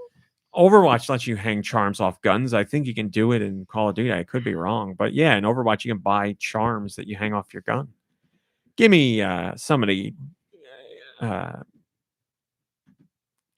dancing to trying to think of any song in Fortnite. Give me a Gangnam Style. Like that makes sense to me, but a charm on the gun. Yeah, it was just like the level of seriousness that was attached to this. I can like see that. These gun pieces. I was like, and this isn't me like guns and kids. This is scary. I'm just like, like all these gun accoutrement you're like so into or whatever. It's this thing. I'm not knocking them for liking it. I was just like, I don't have whatever this is. So you can honestly say that you didn't hear that call. I did not hear the call to what? duty. I was watching the movie The Wrestler again the other day. The movie's old now, and like there's a part in the movie where he's trying to play Nintendo with this kid in his like trailer park, and the kid's like, "You ever play Call of Duty?" And he's like, "What's Call It Duty?" And it's like really funny, but like it's just like you would have no idea. It's like the same game has been out forever, and kids still love it for just because there's guns in it. Well, that's what. And again, we all, I was going to say we've all had that rite of passage. I don't know how. There's so many elements to this. There's nothing wrong if you're an adult playing Call of Duty and you love it and your favorite game. There's nothing wrong with that at all. But I think most of us had the rite of passage where, as a kid, you're like, blood and guts and guns and explosions and all that. And that could be cool now. That's fine. But I'm saying, like, as a kid, that's like, this is everything. This is the coolest thing I've ever seen. Of course. And as you experience more entertainment going forward, you might still enjoy that, but it's not like what it was when you were a kid, because you're like, I can't believe they're doing stuff like this. So, you run around shooting finger guns at each other and that kind of stuff. And, you get older. And again, if you're still as passionate about it, that's awesome. I think that's great. I'm not knocking you at all, but I'm saying, like, when you are a kid, you're hyper into that stuff. Oh yeah. So, yeah, maybe that's what it is. If I played Call of Duty as a kid, I would have been there too. For sure. There's so many things that I watch or play now that I'm like, when I was 15, this would have been my jam. Like Days Gone probably would have been like my favorite game when I was 15. Well, yeah, but also now you're woke, so that's why you don't like it. Yeah, of course. We're not getting into that story. Continuing on from what you said, your Sony comments. Yes, Sony also released a statement, once again, bitching about Microsoft trying to buy Activision. And Sony's desperately trying to show why Sony and Microsoft are head to head and nothing else matters and nobody else even comes close. So here's the thing Sony said in their whatever statement to whoever, it doesn't matter. This is what they said. Nintendo's younger audience is not interested in the first-person shooters. Wrong. Previous Call of Duty releases on Nintendo hardware were, quote, commercial flops. I don't know. Maybe. Could be true. Maybe. I don't know. I would imagine, yeah. They, Call of Duty on Wii probably did pretty decent. Call of Duty on DS, as a curiosity, probably sold a few units. Commercial flops means we know how much they spent. We know how much those games cost, and we know they didn't make their money back. Does Sony know that? No. But yeah, when you release multiple Call of Duty games on the Wii, you think if the first one was a commercial flop, you'd be like, yeah, we're not doing another one. So it's just my counterpoint to their point, but I don't know the numbers. The deal only exists to make Microsoft look cooperative. That could be an argument I would agree with if Microsoft and Nintendo haven't worked together so much. Like, they work together all the time. Cuphead, Ori and the Blind Forest, Ori and the Will of the Wisps, Minecraft. Like, it's crazy. Cross-platform play. Yeah, like Sony's doing exactly what, and I hate to even bring politics into it, but it's like what the one side does when they're accusing the other side, and it's like they're the ones that are really guilty of it. It's like Sony. You're the ones that doesn't want to. Do you see what Microsoft's doing? That's you, Sony. No, no, it's not. Yeah, it's like we never caused any problems. Are you kidding me? Yeah. It's disingenuous. Again, if Microsoft and Nintendo didn't have such a good relationship, then sure, Sony could say, listen, if Sony said this, let's say 6 or 7 years ago, I'd be like, I see it. Yeah, like Microsoft's pretending they're cooperative with Nintendo where they don't really do anything together. But now it's ridiculous to say. On top of all that, Banjo Kazooie in Smash Brothers, Microsoft's like, yeah, go ahead, let's do a deal. Like, of course, like you can't say it now. It's not true. It's just don't they have solid factually provable not true. Konami. That's Konami. Yeah, Konami. But so what then? So then what is going on with? Because Metal Gear's only on Sony systems. Like, no, right? It's not. Okay. No, it's on. It usually debuts there first, but it's on Xbox. Yeah. That's embarrassing. Never mind. It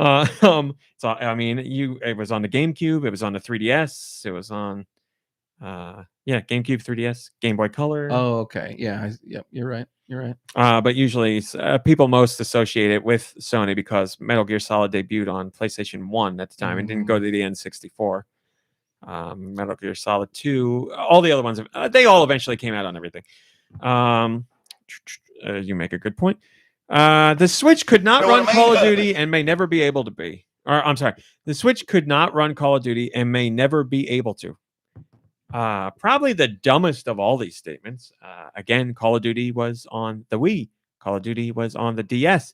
Could Call of Duty Modern Warfare 2 right now run as is on the Switch? Probably not. Could it be adapted to run on the Switch? Certainly, without a doubt. Did Microsoft ever say which Call of Duty would go to the Switch? No, never said. So wrong or in every way possible. Why isn't this conversation, why is this still happening? Because can't you just do a cloud game and put literally any amazing graphics on the Switch? You could do that too now. But people don't like cloud gaming.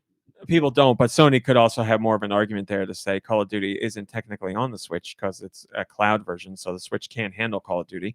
There's wiggle room in there to make an argument where I'd be like, oh, that's true. Like, it's not running on the Switch, it's the cloud version, but Call of Duty could definitely be on the Switch.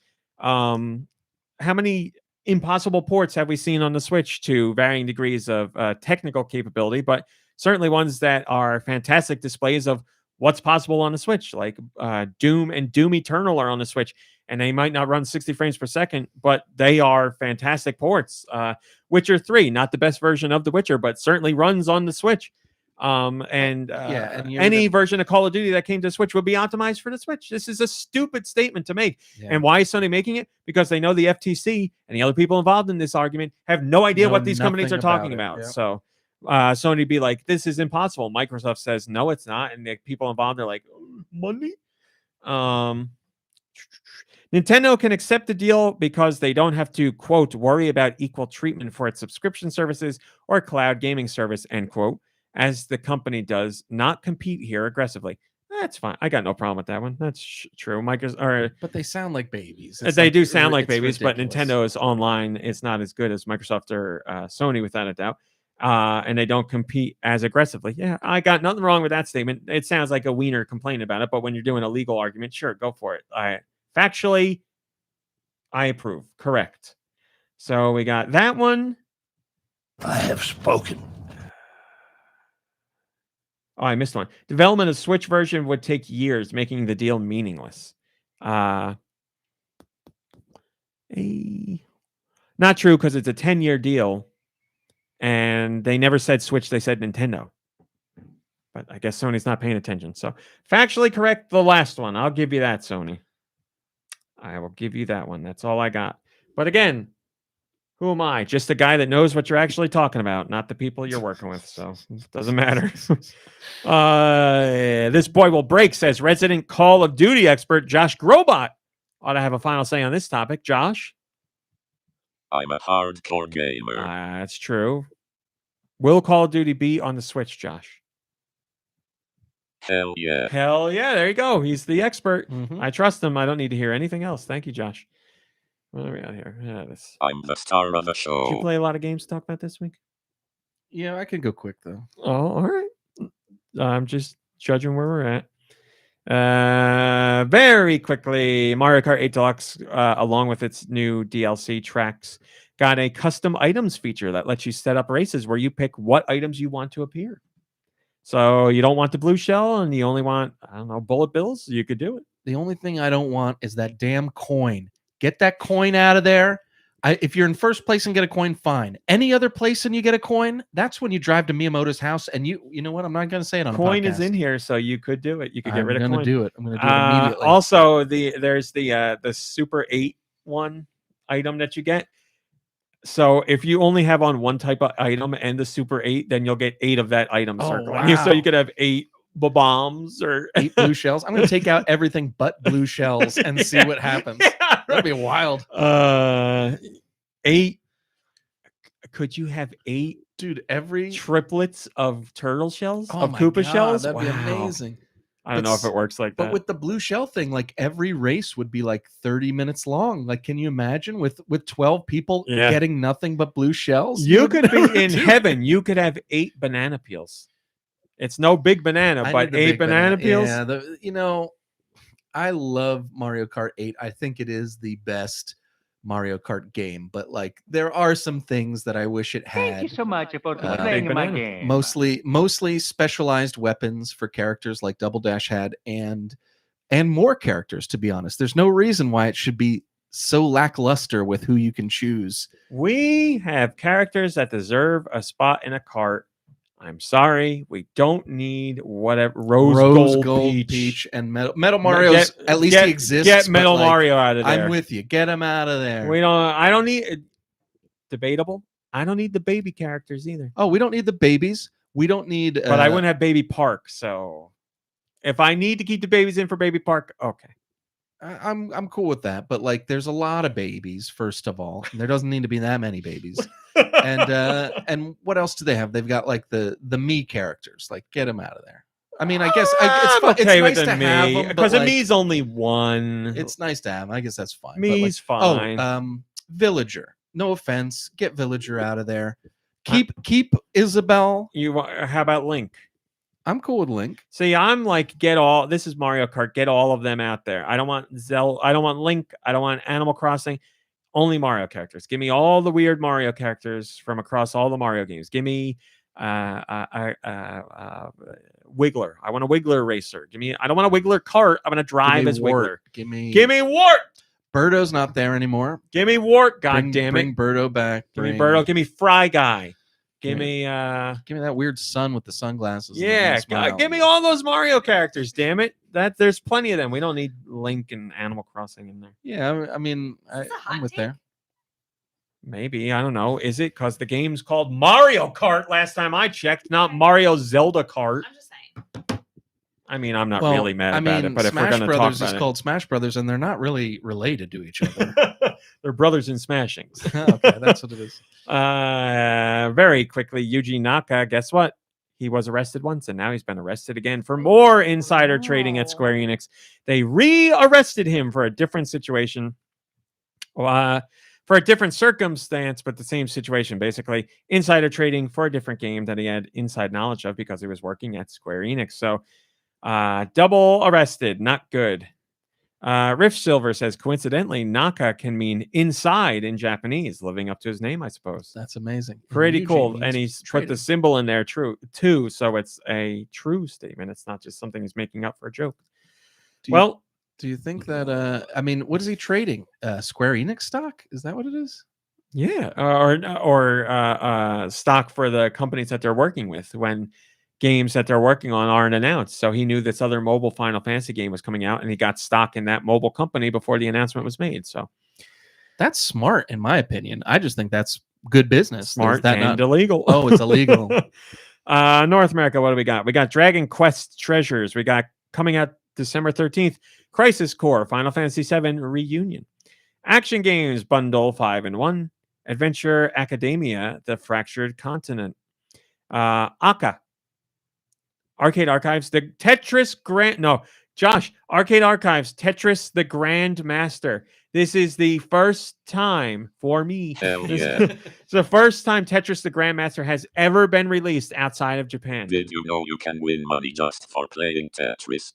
$5,000 is on the line tonight in Tetris Prime Time. This is one of the most well-known Tetris games, even though it hasn't been released My yet. name's Josh Robot, and I'm here to say I'm the best on this podcast. Far and away. Hell, I'm so great. And you guys suck. If you don't like that, I don't give a darn. Hell yeah. Very nice, Josh.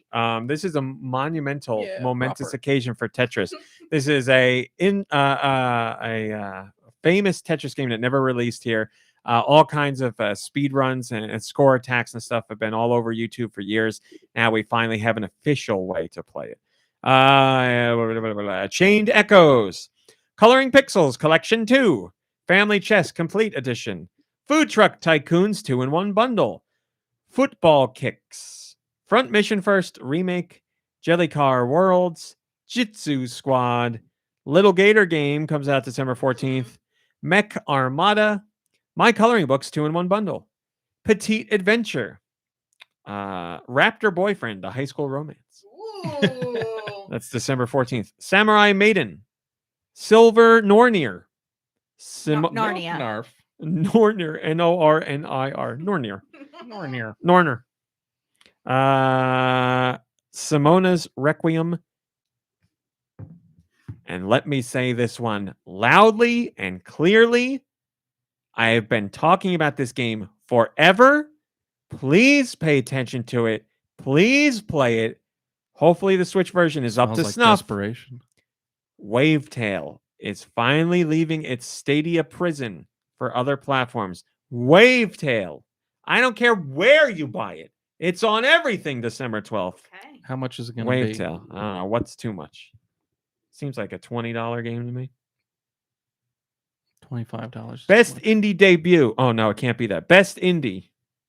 Was it? Oh, maybe it is debut. Was this last year, Wavetail? It was a last year game, I guess wasn't it was last year. Yeah, because we didn't see it this year. But But it's a good game. I remember you loving it way back then. In fact, you got Stadia for it. I literally bought Stadia for it. Oh, by the way, hold on. One thing at a time here. Hold on a second. $30. Oh. Let me look. It'll probably be Game Pass and ruin everything.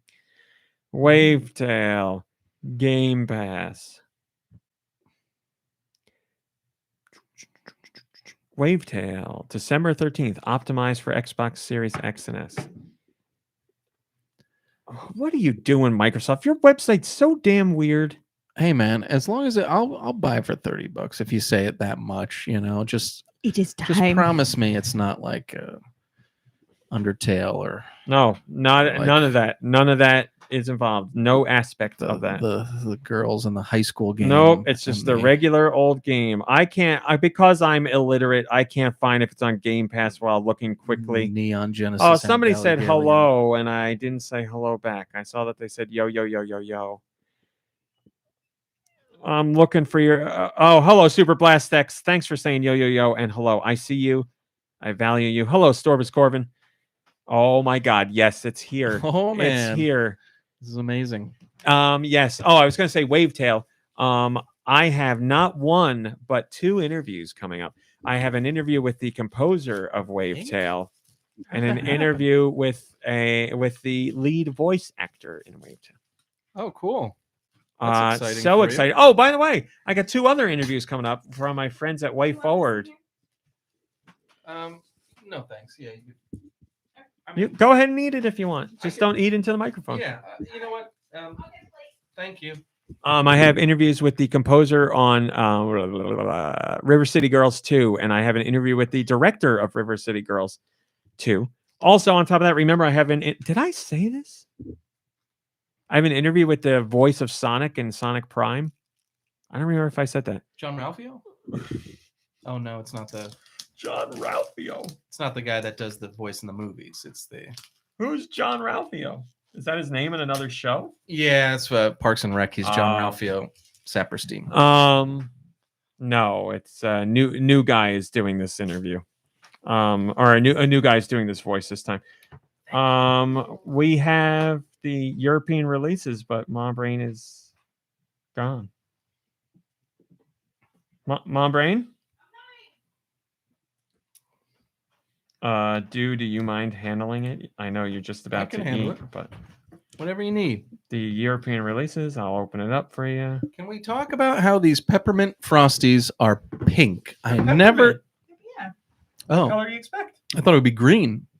No, not mint. Peppermint. Oh, okay. Yeah. What are the next European masterpieces? Well, I guess that makes sense. Red and white. Red and white, and that would make pink. Releases. Thank you, Josh. All right. Here's the European Switch eShop releases for the week of December 8th, the year of our Lord, 2022. I'm Dew Michaels, filling in for Nikki Hill, and here are our nominees. Arcade Archives Pac-Mania, Bot Gaiden, Chained Echoes, Coloring Pixels Collection 2, Dragon Quest Treasures, or Trinkets, Football Kicks, My trinkets. We need that on the set.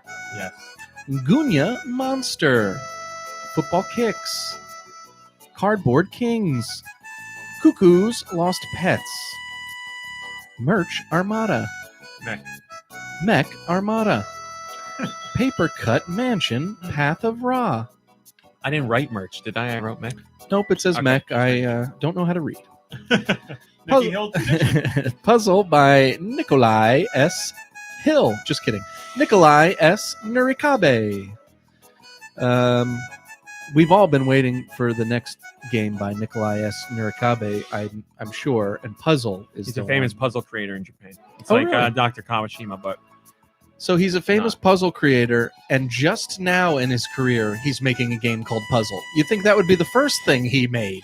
it's a whole series like Puzzle by Nikolai. Okay, all right. Can I have that napkin, please? I'm sorry. You can have this napkin. Thank you. Samurai Maiden. Simona's Requiem. Simona! Simona! Swordship. Man, I thought Nikki Hill was putting it on, but no, this is difficult. The Rumblefish 2. Toj Yeah, I don't know how you say that one. and Witch of the Holy Night, or if you want to read it correctly, Witch on the Holy Night. Any comments on that, too? There are. Kuribo has the comment. It says, "Gonna wait for Wavetail after reading all of the Patreon posts. I'm sold." Oh, wow. Thank you. You know, if I quit Patreon 30 months ago, I'd be able to buy this game you're talking about. For $1. Oh, there it is. Thank you, Dew. My pleasure. Peppermint Frosty, it's the best Frosty. This is incredible.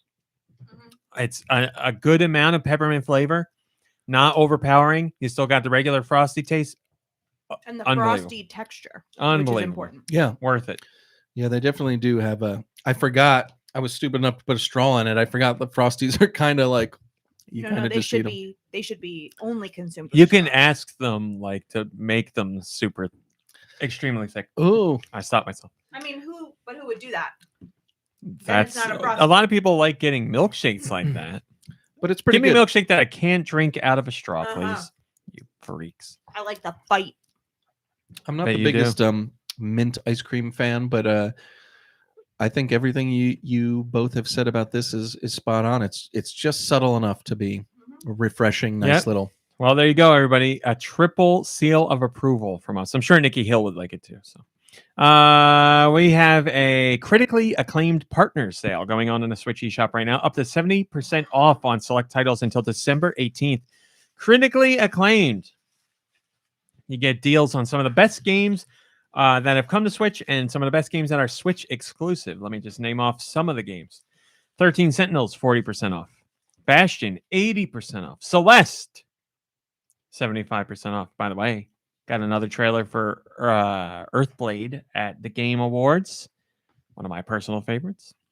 Unfortunately, that trailer also said the game's coming out 2024, and I've already been waiting a year for the game. I don't know what you're gonna do until it comes out. There's gonna be not gonna listen to the Celeste soundtrack. I'll tell you that much because that's not allowed here. That's not true. Not allowed. Not true. Here's what happened. He was really into it. He was playing it all the time. Still am. And really so I made a comment about like how I had heard those songs a lot. Not snidely or rudely.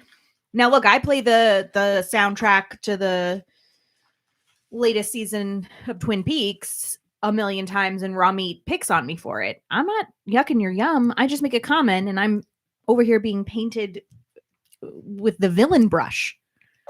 You can't comment to him though. You know, he takes it and he does his like courtroom drama to it, and then he comes out on top every time, and then he's the victim. Well, if I'd like to tell the real story here, I never He's tell doing it right now. I'd never tell Mom Brain don't listen to that. No, never. And it doesn't sound like she told you to not listen. She told me, and I will never forget it because it's still a sticking point. She said, "Boy, you could probably listen to something else, right?" That's what she said. So that's what I've done since. But you could. And I have, and I'll never listen to it again. I probably just did it to be silly. Well, haha. And another thing, yes. And might I add? And might I add? Anyway, you guys can play and listen to Celeste for 75% off. Here's one, Chicory, A Colorful Tale, another great game. May the rats eat your eyes! With a soundtrack by the same composer, 30% off. Death's Door, Do Michaels Approved, 50% off.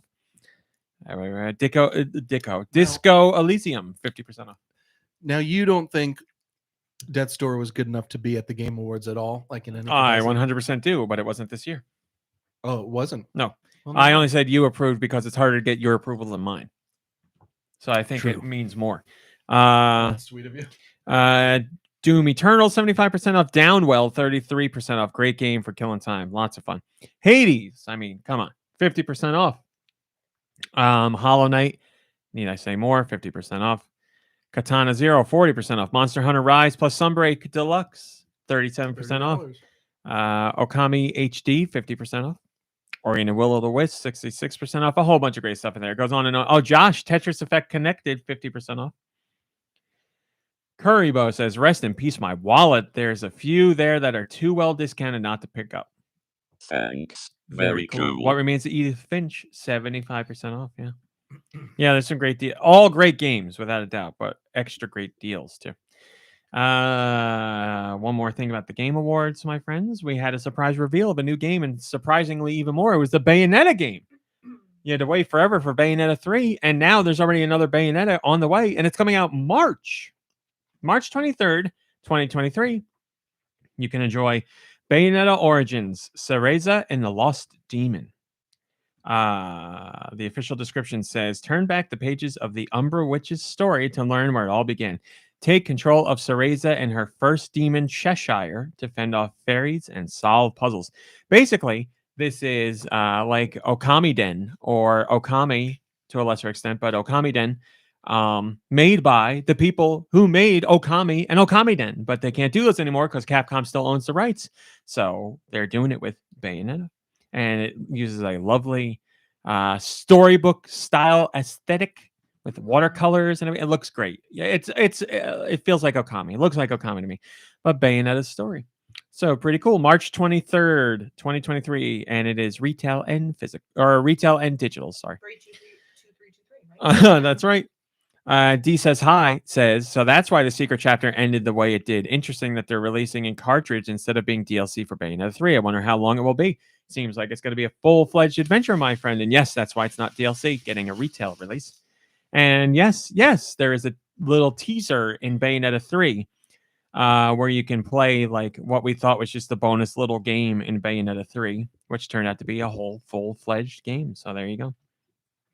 And that is... I'm a hardcore gamer. Thank you, Josh. That is our top stories, Mom Brain. What'd you play? I didn't play anything. Excellent. Do I got a whole list here. Do you consider it, just personally, do you consider it a spoiler that you haven't played Bayonetta 3 and you know now that little secret is in the game? What are you going to do, man? I mean, yes, personally, I do. Okay, that's just what I was asking. I was asking you personally, so I just wanted to know. Yeah, I make it sound like I'm in the trenches or something, but part of the job, that's the way it goes.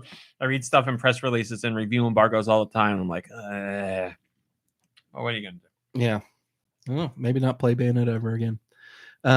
Just kidding. Just kidding. It's great. A lot of people really like it. It won Action Game of the Year at the Game Awards. It did. Not action adventure, though. That's right. Wasn't Definitely adventurous not. enough. Anyways, so played Fortnite with the boys this week. The new season, new chapter is fun. I went back to Castlevania Requiem and I decided to play a little bit of Rondo of Blood to see how the Rondo of Blood was. And I've never played the original, so I can't tell if they changed anything on it. You have played the original. Well, isn't that a remake? The one that's or... on the Virtual Console is the original. That is it. Okay, so then what's the one that I'm playing here? The Castlevania. Tell me, do the graphics look different, or does it look old school? Are the characters polygons? But enough talk. Come on, How about graphics, you? man. Are they polygons or are they It looks pixels? old to me. That's why I thought it was the original. It's Well, pixels. It's pixels? Then it's the original because that's what I thought. the new one was still side-scrolling but was polygons. So I never played this new one. There's no way I could have played it. Ain't no way. It was on the PSP, and you said you had the PSP release of Symphony of the Night, so I figured maybe that was also the PSP release of Rondo of Blood. It could be. But you're telling me it's pixels, which would mean it's not. I don't know. It doesn't look great to me. So pixels. Does it look like Super Nintendo or does it look like PlayStation? PlayStation? I gotta admit, no conversation I've ever had with you has made me more mad than this one right now. I don't The know. man who loves game graphics doesn't know if it looks like a Super Nintendo game or a PlayStation game. I got no idea what it looks like. I would have told you it could run on the Super Nintendo, but probably not then. It's probably PlayStation. So it's probably the PSP one. I don't know what to say to you, man. I don't know. Look it up. Who cares? I do. Well, congratulations. You complain You're not the about one playing graphics it. all the time, and now you don't know which version of this game you're playing. You're right. I don't. How does the music sound? The music's cool. Is the music different from what you remember on the That's Wii? a good question. What you're asking me what I remember from years ago? I don't remember anything from last night. All right. I'm sorry. Like, I'm not. You're right and I'm wrong. I'm not trying to be a jerk about this, but like, I don't remember these things, and you know that. I'm curious. I'm gonna try and hunt it down while you. I don't know. Not gonna lie, I'm sweating a little bit. Look, the game is actually really great. Like I forgot how great it is. It takes the traditional stage Castlevania and it gives it a little pizzazz, like they're like, there's something to it. Yeah. There's weird things happen in the stages that wouldn't happen on a regular stage of a regular Castlevania game. And like each boss has something unique where when you kill them, they do like one last move to try to get you. It's great. It's a really great game. So I played some of that and I have no idea. So forgive me which version it is, but it's the version that's Castlevania Requiem on the PlayStation. I'm going to the PlayStation listing right now and I'm hoping they have screens, but so far, no. Wow. $4. Well, that's why I bought it. But anyways, I played some of the Mario Kart 8 new levels that just came out. So I guess 2 more cups were released this week. And I played some of those. They were great. It's Berlin and London are the 2 like real cities, and then there's Peach Gardens on there, and there's a couple of cool ones. There's like an underwater Boo one from like the DS that I don't really remember, or maybe Game Boy. There were a couple in there that I was really excited for. Now I can't remember which ones. The Sea Return. They were like some of my favorites. I think Peach Gardens was one of them. I do like Peach Gardens a lot. But yeah, it's just great. I don't know I don't know who's composing their music for the cities ones. Like I guess because I'm guessing they brought the same music from Mario Kart Tour to the. Yeah, I haven't played Tour, so I don't know. I have no idea. The music, not great. Which is rare for Nintendo, as you guys know. So, but like, the rest of the music's great. It's just I wasn't feeling like the cities. As much effort didn't go into the tour music, it seems. I don't even know if it's effort. It's just like different. There's something different about it that doesn't scream Mario Kart to me, but it's still great and love to play those, and looking forward to hopefully playing with some friends. May I have a drum roll, please? Oh. I lost it. And I beat a game called Norco. Hey. This week. Norco was just so good. Point and click adventure we've been talking about for a couple of weeks now. I highly recommend it. The writing is phenomenal. The game itself just has a really great I don't know what to say about it, but it's like everything fits together perfectly. Like you could tell that when they made this game, they just had everything just complements each other perfectly. It's just it's weird to put it into words because I'm not having an easy time of it, but they had an easy time putting it into words. Yeah, it's I recommend it, and I'm not a point and click adventure guy too, so like hopefully that speaks volumes in a way, and I would love for people to try this game out because the story was really great. It had some emotional parts. The music was great. The art style was great. I was just so totally invested in this game, and really liked it. It was you are playing the original release of Rondo of Blood. Oh, really? Yes. That's I so finally funny. found a trailer for it. That is so funny. Why? How is that the original? But they used the PSP version of Symphony of the Night, but they used the original. I don't understand. So I don't know if the music is the same in your version of Rondo of Blood, but visually it is not the remake of Rondo of Blood. It's the original. So the one that I have on the Wii that is the original. That's the original. Yes. And the one that I have on the PlayStation is the original as well. As far as visuals go, I haven't heard the soundtrack. So. Okay. So I've just been playing the original. Well, you know what? It doesn't matter. It holds up. The game's good. Oh, yeah. The game's good. The music's good. It's like one of those. It's like the last. I don't know if this is true. It's probably not. But is it the last Castlevania that uses like stages or?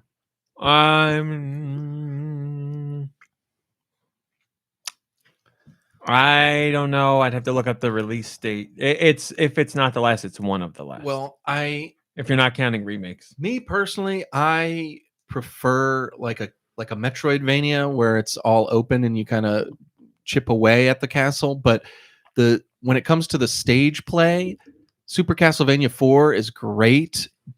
And the music and the gameplay especially and all that stuff obviously is the best. But as far as like the setup of the traditional stage Castlevania, I love what Rondo of Blood does, just because each level has like something crazy happens in the level, and then like the boss always has a little something too. So I really like that. But it's not as good as Super Castlevania 4 because ultimately it comes down to the gameplay, and you just don't have the maneuverability that you have with Super Castlevania 4. But yeah, great game. Anyways, like I said, Norco, beat it. I recommend it. Go play it. And then last but certainly not least, this week I've been playing Final Fantasy IX on the Switch. I got it off of Amazon, physical copy, and I've been playing. I'm about 10 hours in. I played it when I was a freshman in college and only got through like the first disc I remember back then, and I just kind of passed where I was back then. Congratulations. So, what made you jump back on this? I don't know. For months now, I've been looking at it like, I really liked it back then. I wanted to give it a shot. It still has, it's the last of that era of Final Fantasy games that I could see myself playing. Like I couldn't, maybe it's me being small-minded, but I couldn't play the new ones. Like I couldn't get in. I just wouldn't. Whereas like this one's like the last of that era before they kind of went in the new direction, kind of. Yes, let's call it the new direction. Is that what it's called, or is it? No, this is me being upset. This Okay. is me farting by Chopin. Yeah, I'm not. I won't get into it. Well, this one's good. I like the characters. It's just like it feels like they're trying to take everything that made Final Fantasy successful and like put it into one game, like at that moment, because like it's got the medieval setting of like a Final Fantasy IV. There's two twin clown bad guys, like in Final Fantasy VI when they had that one clown bad guy, Kefka. And then it's got music from Final Fantasy VII. And I'm not talking about like the Final Fantasy music that's in all the games. I'm talking about like they take some tracks that were great from Final Fantasy VII and they're just like in this game. And it's like, okay. For what? Like the Sid? Like the soldier. There's like a soldier march that's really popular in Final Fantasy VII, and they have that in this. And I didn't know that. Now it's got its own music too, and it's really good and obvious. But it's like, because it's the same composer and it's the same like sound cards or whatever, it just sounds like he's doing a Final Fantasy 7.5, and it's not like they're not as catchy. You know what I mean? They're really good, but it's not like Final Fantasy 7 where I'm listening to the soundtrack in my car and it everything brings back a memory. Koboon wants to know if you've played Octopath Traveler. I Koboon. I downloaded it on Games Pass. Played about 5 minutes of it, and I was like, "This was a good game." And right, Koboon. I don't understand it. I can't figure it out. And that was recent too. That was after I played Live Alive, and I was like, "Dude, this 3D, 2D, whatever it's called, 3D, 40, 3D, 3D, HD 2D, HD 2D is so awesome. I'm gonna play this Octopath Traveler because it's critically acclaimed and it's on Games Pass." And I downloaded it, and I was like, "Oh, this looks really cool. I don't care about any of these people," and I turned it off immediately. I don't care about any of these people. I literally just met. But I'll sink 10 hours into this other Final Fantasy game. Well, you've already broken the what's the phrase here? My cherry. You already popped the cherry on that game, sure. A long time ago. It took you a long time to get back to it. I know what you mean. Like the first time, I'll never forget the first time back in sophomore year, junior year. It might have been sophomore year, playing Final Fantasy VII for the first time. And I remember the first 30 minutes, I hated the game. And then the first 2 hours, I was like, this game sucks. And then the first 3 hours, I was like, I don't even know why I'm still playing this. And then 5 hours later, I'm like, I love this game and I want to play this game forever. So it had like a kind of, you had to get through the first kind of hurdle, especially as someone who never played a role-playing game before. But for this one, I'm digging it. But like I said, and then it's got like the card game. It's got an inferior card game from Final Fantasy VIII. Well, I liked the Final Fantasy VIII card game. This is a different Final Fantasy card game in 9, but it's not good, so I just ignore it. So it's got like a little bit of each one of the games going up to it. But overall, as of right now, it's not, knocking it out of the park, but it's definitely like good and fun, and I'm enjoying it. So Koboon says your Octopath is probably a symptom of Game Pass, though, because they do the same thing. You're like, I didn't buy it. It's Game Pass. Well, that's my that's a big problem that I have with Games Pass is that, sometimes a lot of the games I've been talking about are from Games Pass, and I've gotten to play them because of that. But he's absolutely right. Sometimes there's just so much to experience, and then you end up doing nothing. Like I'll look at Netflix and then HBO and then Showtime, and then end up not watching anything or watching a YouTube video. So it's kind of like that, which is why I didn't give Octopath a true chance. But you're not the only one that goes through that doom scrolling on different services. I know a lot of people do that. Yeah, man, it's tough. I have to have like a plan for what I'm going to watch or do. Otherwise, it's just me sitting on the couch wondering. But but yeah, so I really like Final Fantasy IX. I'm glad that I'm getting to experience it finally in full. I'm going to keep going with it. I'm noticing now as a physical man, I'm a physical man these days, that it's kind of a pain in the butt to change the cartridges out of that Switch. I mean, it works, but holy cow. 5 years in. man, I never had to deal with this before, and it's a pain in the butt. But you know what? It's amazing that this tiny little card that tastes pretty good has 4 discs worth. What? Yeah. Oh.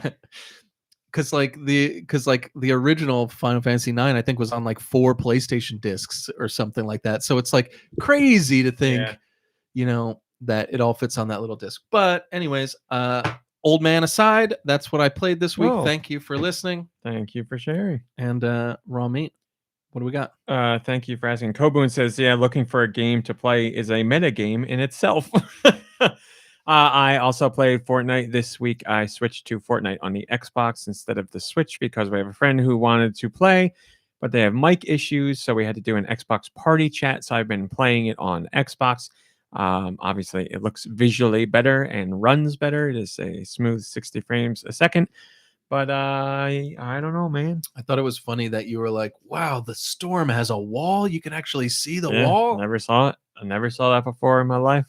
It's got a whole bunch of squares. You can see squares where the storm wall is the whole time you play. I never knew that. And you know what?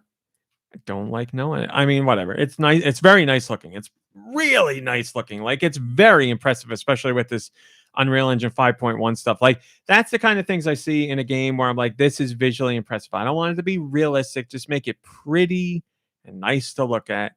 And Fortnite is very nice looking right now, at least on those other systems. But I don't know what to tell you. It just doesn't feel right to me. I don't know. It doesn't feel right. That's a me thing. Just it doesn't feel right because I played it for 5 years on the Switch. So actually, that's a lie. I played it on the PS4 first, and then went to Switch and stayed there.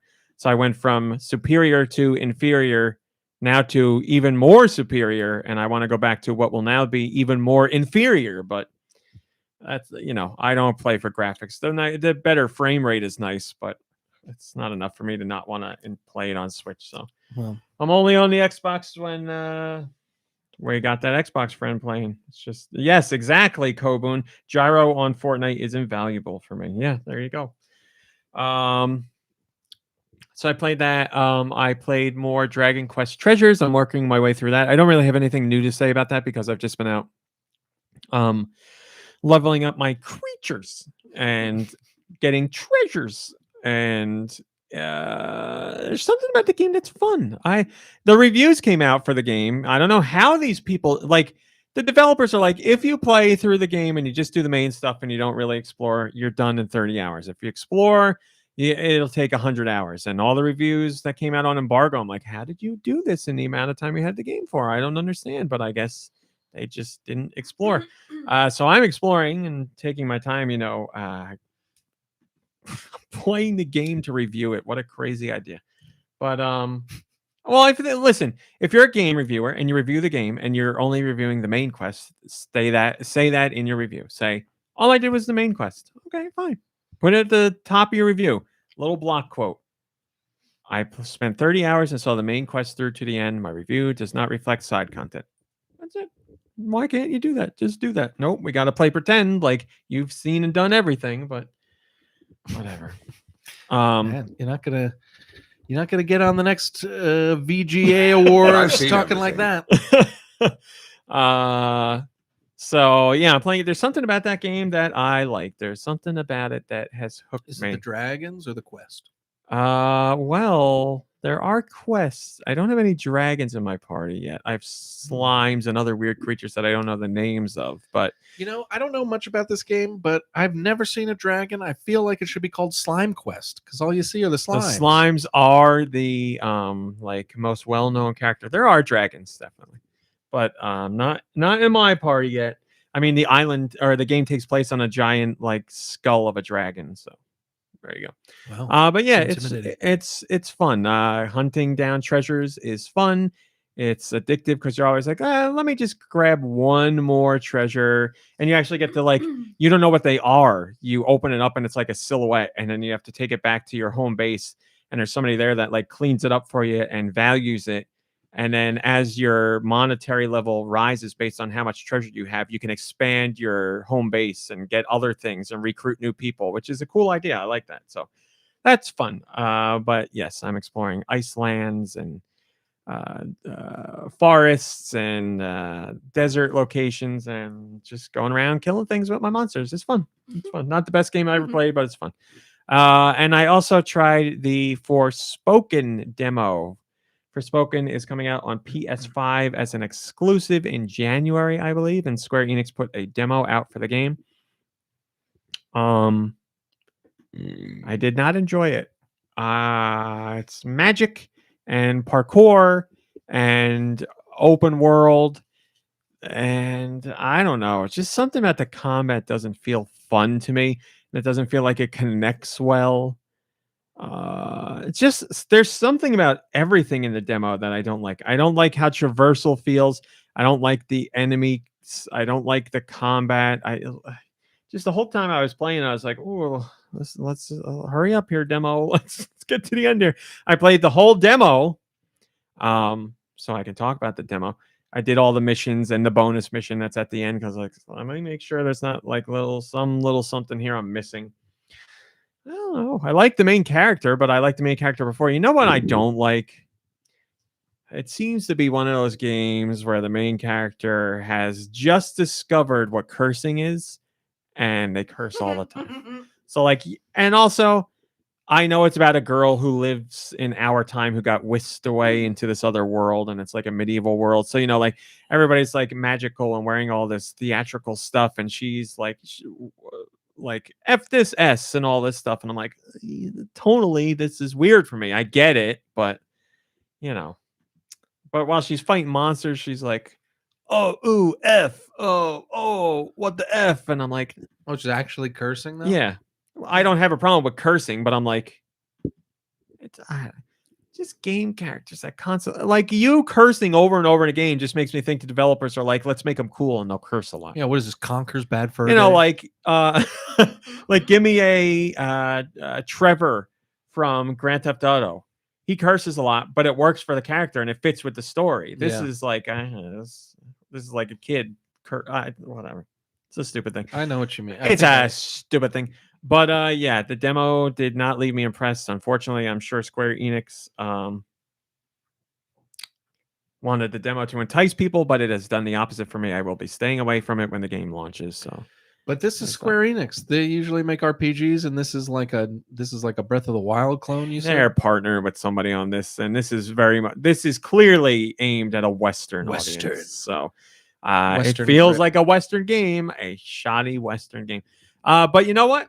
Credit to Square Enix for trying something, because I appreciate that Square Enix is doing new RPGs, and they're doing new RPGs in a new style and an old style. I really like that. Square Enix has the HD 2D games for fans of their more traditional RPGs, what the company built its name on, and for them to continue that legacy, I think is awesome. So I also appreciate that they're going out and trying new things. Just for me, this one isn't working out.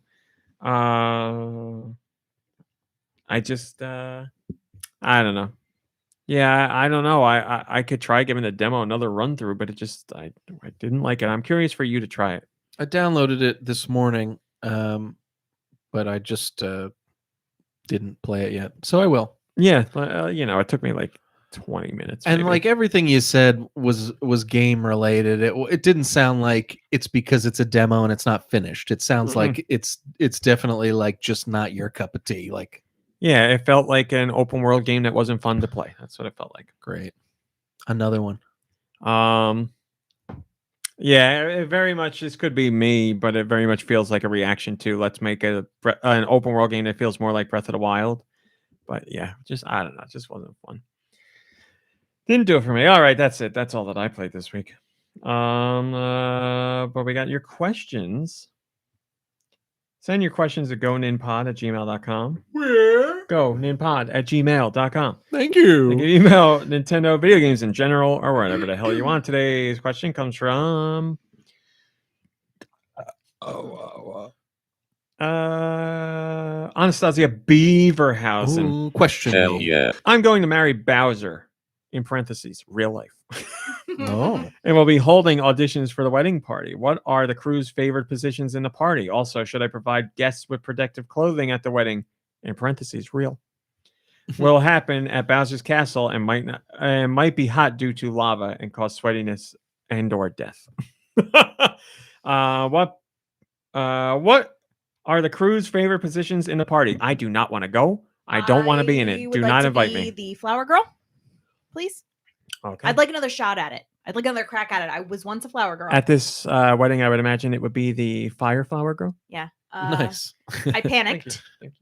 I still remember, unless I've made this up, like as a result of having lived through it, I just remember being told how much everyone was going to love me and how cute I was going to be. And I was like, yeah.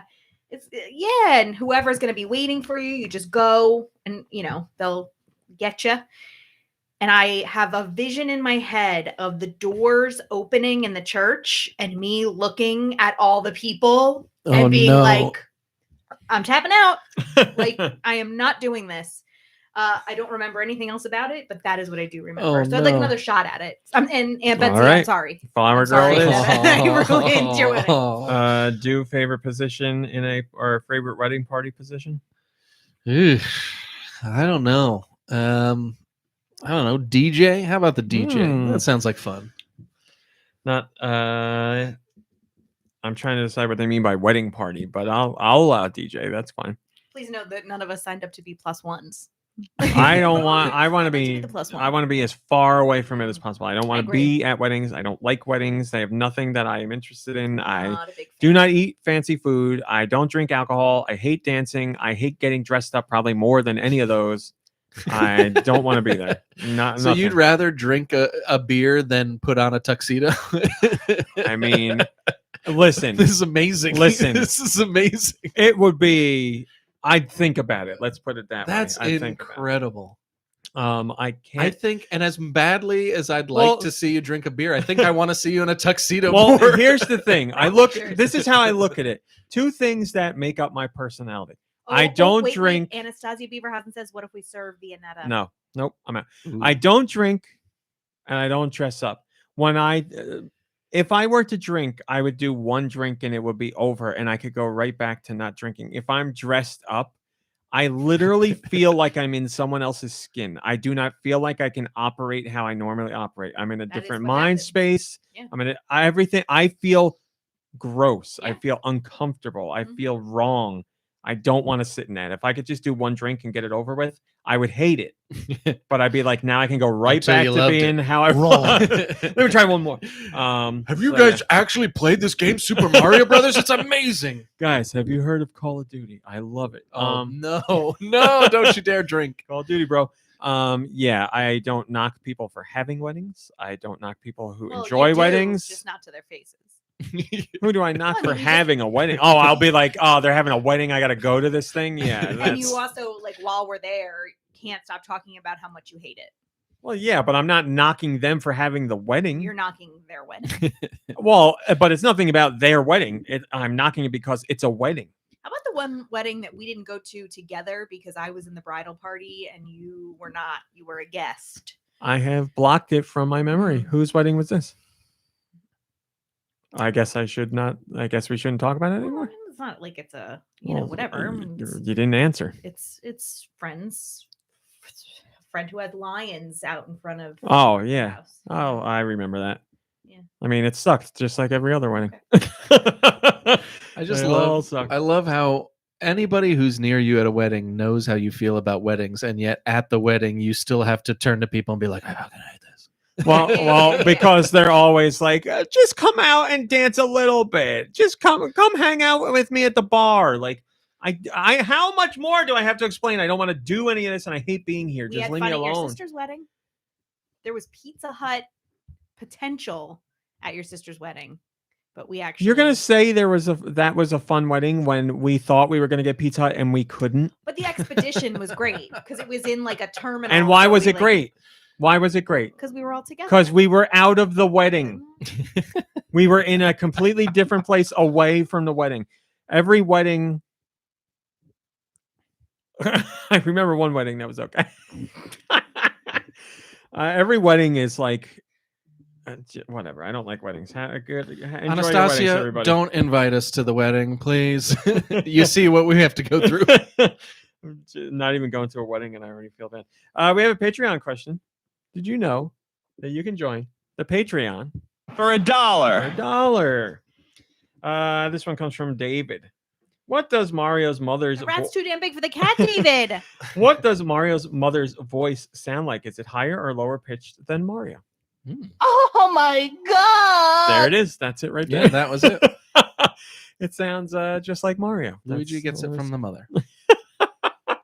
I don't know what his mom sounds like. Maybe in one game we'll finally get to hear it. Oh, I know what the mom sounds like. Chris Pratt. That's what she sounds like. We figured it out. Are we doing music? It's just us I have two. it ready. I don't want to do 12 songs when there's only 2 people. 1, 2, 3, 4, 5, 6, Stop, 7. stop, stop. I have 7. All right, we'll do 7. Okay. Send your music to goninpod@gmail.com. Where? Goninpod@gmail.com. Please put music in the Thank title to help you. out Mom Brain. She needs all the help she can get. You want to hear it? You I want wanna to hear hear it. it? Oh.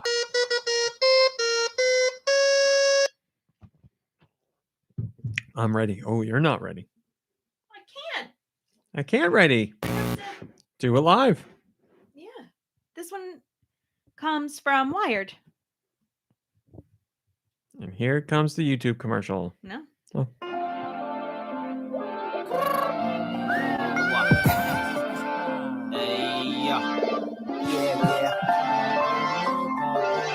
Spin the shit, spin the shit. Mama say, are you ready? Are you ready? If that's What system? Def Jam Fight for New York. No, I think Switch. The world ends with you. Nope. Yakuza. I don't know. I got no guess. No More Heroes 3. It was the musical chairs boss battle. Oh my God, we both played that. I don't remember that song. I remember it at all.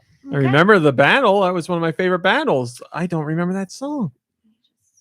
Embarrassing that. This one comes from Man, Desc yeah, Guy. both of us. We should have gotten it. This feels like another early 2000s, late 90s. Darude Sandstorm. Extreme G. No. This, for some reason, just the music reminds me of being in, like either Bluebell or The Focus, like driving down. What's this? A64? Yeah. Racing? I don't know. San Francisco Rush. No. Cruising, USA. No. I don't think it's Quake. No. Hexen. No. Robotron. No. You don't think it's racing? I don't think so. Some fighting game. Maybe it is.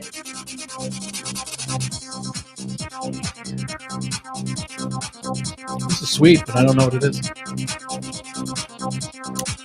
Man, oh man, I got no idea. Body Harvest. Bumper. Snowboard Kids. Glover. We don't know. Go ahead. It is Wet Tricks Oh, puzzle game. I never played that one, but I know about it. from Just I. This one comes from Turbo K. I'm wet. Oh. All I think of with this is the Old Spice. Old Spice. I'm about to jump. This is Shantae. Now the question is, which Shantae is it?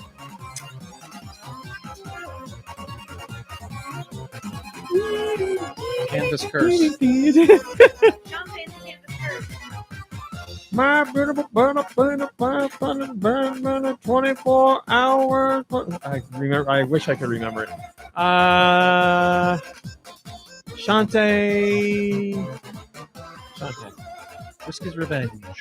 It's not the first one. The Pirate's Curse. Yeah. There you go. Great job. It was. Can you Shantae go on from YouTube Turbo K. and type in Shantae Old Spice? Because you know what? I want to hear it because it's so good. No, it's just a song that sounds like Shantae, right? It's someone combined Old Spice with Shantae, and it's fantastic. Oh, it's not a commercial. It's when what's his face used to do the commercials. They snipped out a whole bunch of things he said, and you know that guy, Terry Crews. Terry Crews. Thank you. You're leaving me for NJM? Yes. Another commercial. Yeah. It's kind of the point. Just about there. Let's watch Body Wash can't block order for 16 hours.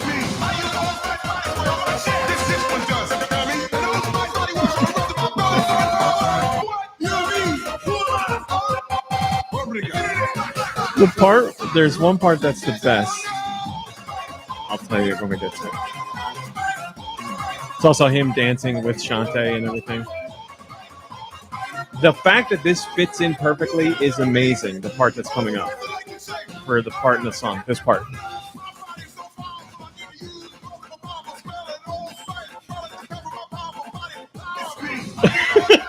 Oh, wow. There you go. I love it. I love it. Good.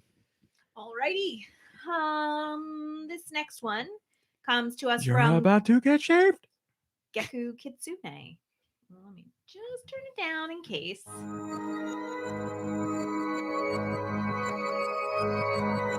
Well, I like it a lot. What system? DS with a later release on 3DS.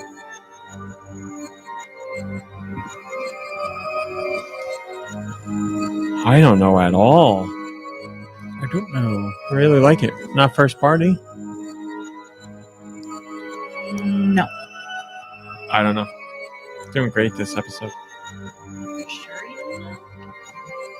I like it. It doesn't sound familiar. I am probably wrong, but It is Apollo Justice Ace Attorney. oh no, I didn't play that one. Would have never guessed that either. Why not? I don't know. I own it. I just never got around to playing it. This one's from Human Fart.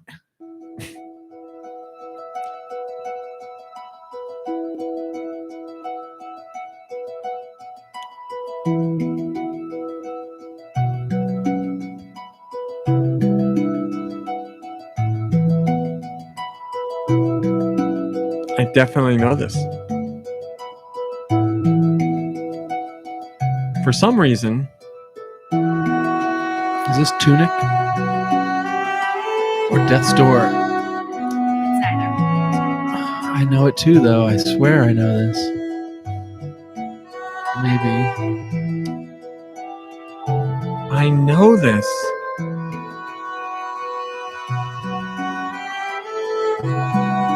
Beautiful. It's not Plague Tale. No. What system? Switch? Yeah. I keep wanting to say Celeste, but it's not Celeste. It's not.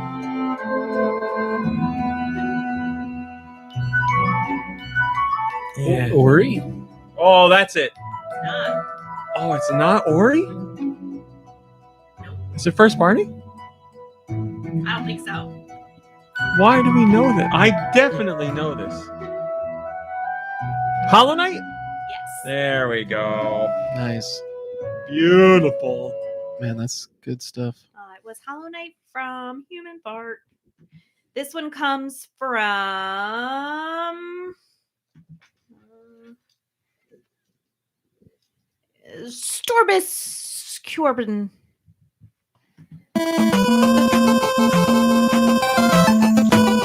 No joke.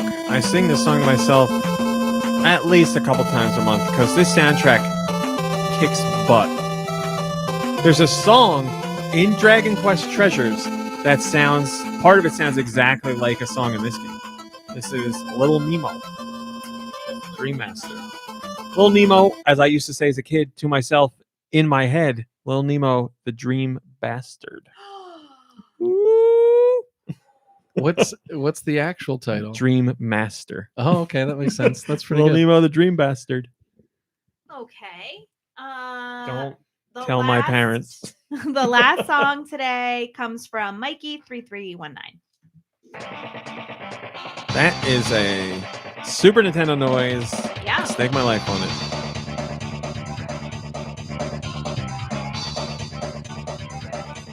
You know who used that noise a lot? Battletoads. I was gonna say Rare used that noise, so that it's not Battletoads, but Rare used that noise a lot.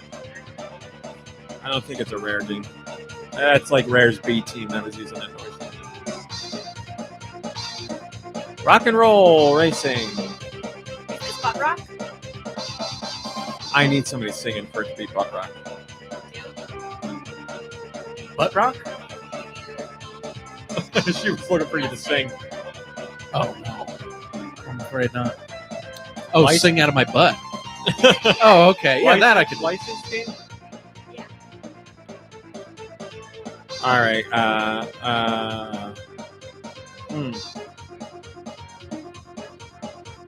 Samurai Pizza Cats. SWAT Cats. That might be Capcom now. That one noise sounded Capcom. Days of Thunder. Is it Capcom? But I can find out. It's true. The internet lets you do that.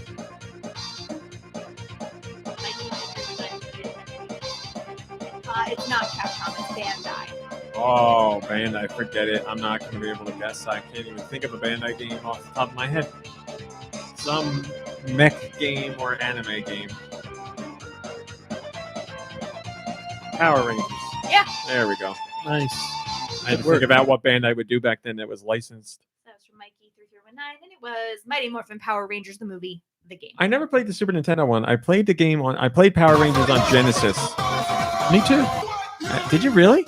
I owned it. And you owned it? No way! You liked Power Rangers enough to buy a Genesis or to ask for a Genesis we were game? like a little too old for it back then too. Wow. I remember. I was We in were seventh. just too old, kind of, for it. I was in 7th grade with the Red Ranger gloves that made the sound effects. You liked Power Rangers. I can't believe after over 2 decades of friendship, I'm just learning that you liked Power Rangers. I don't want to watch it now. I hate that kind of crap now. No, we will. We will. I hate anything where like mechs come together to make a big mech. I hate that. Makes sense. Listen, you're in the majority. Plenty of people hate. Oh, you big were saying things. you were giving that face because you think that it's stupid for me to not like those, or I don't get it. Yeah, I mean, like it's just. I don't think it's stupid, but it is. I don't like any of that Gaishun stuff. What's it called with the Gaiju with the giant monsters? What is it called? Kaiju.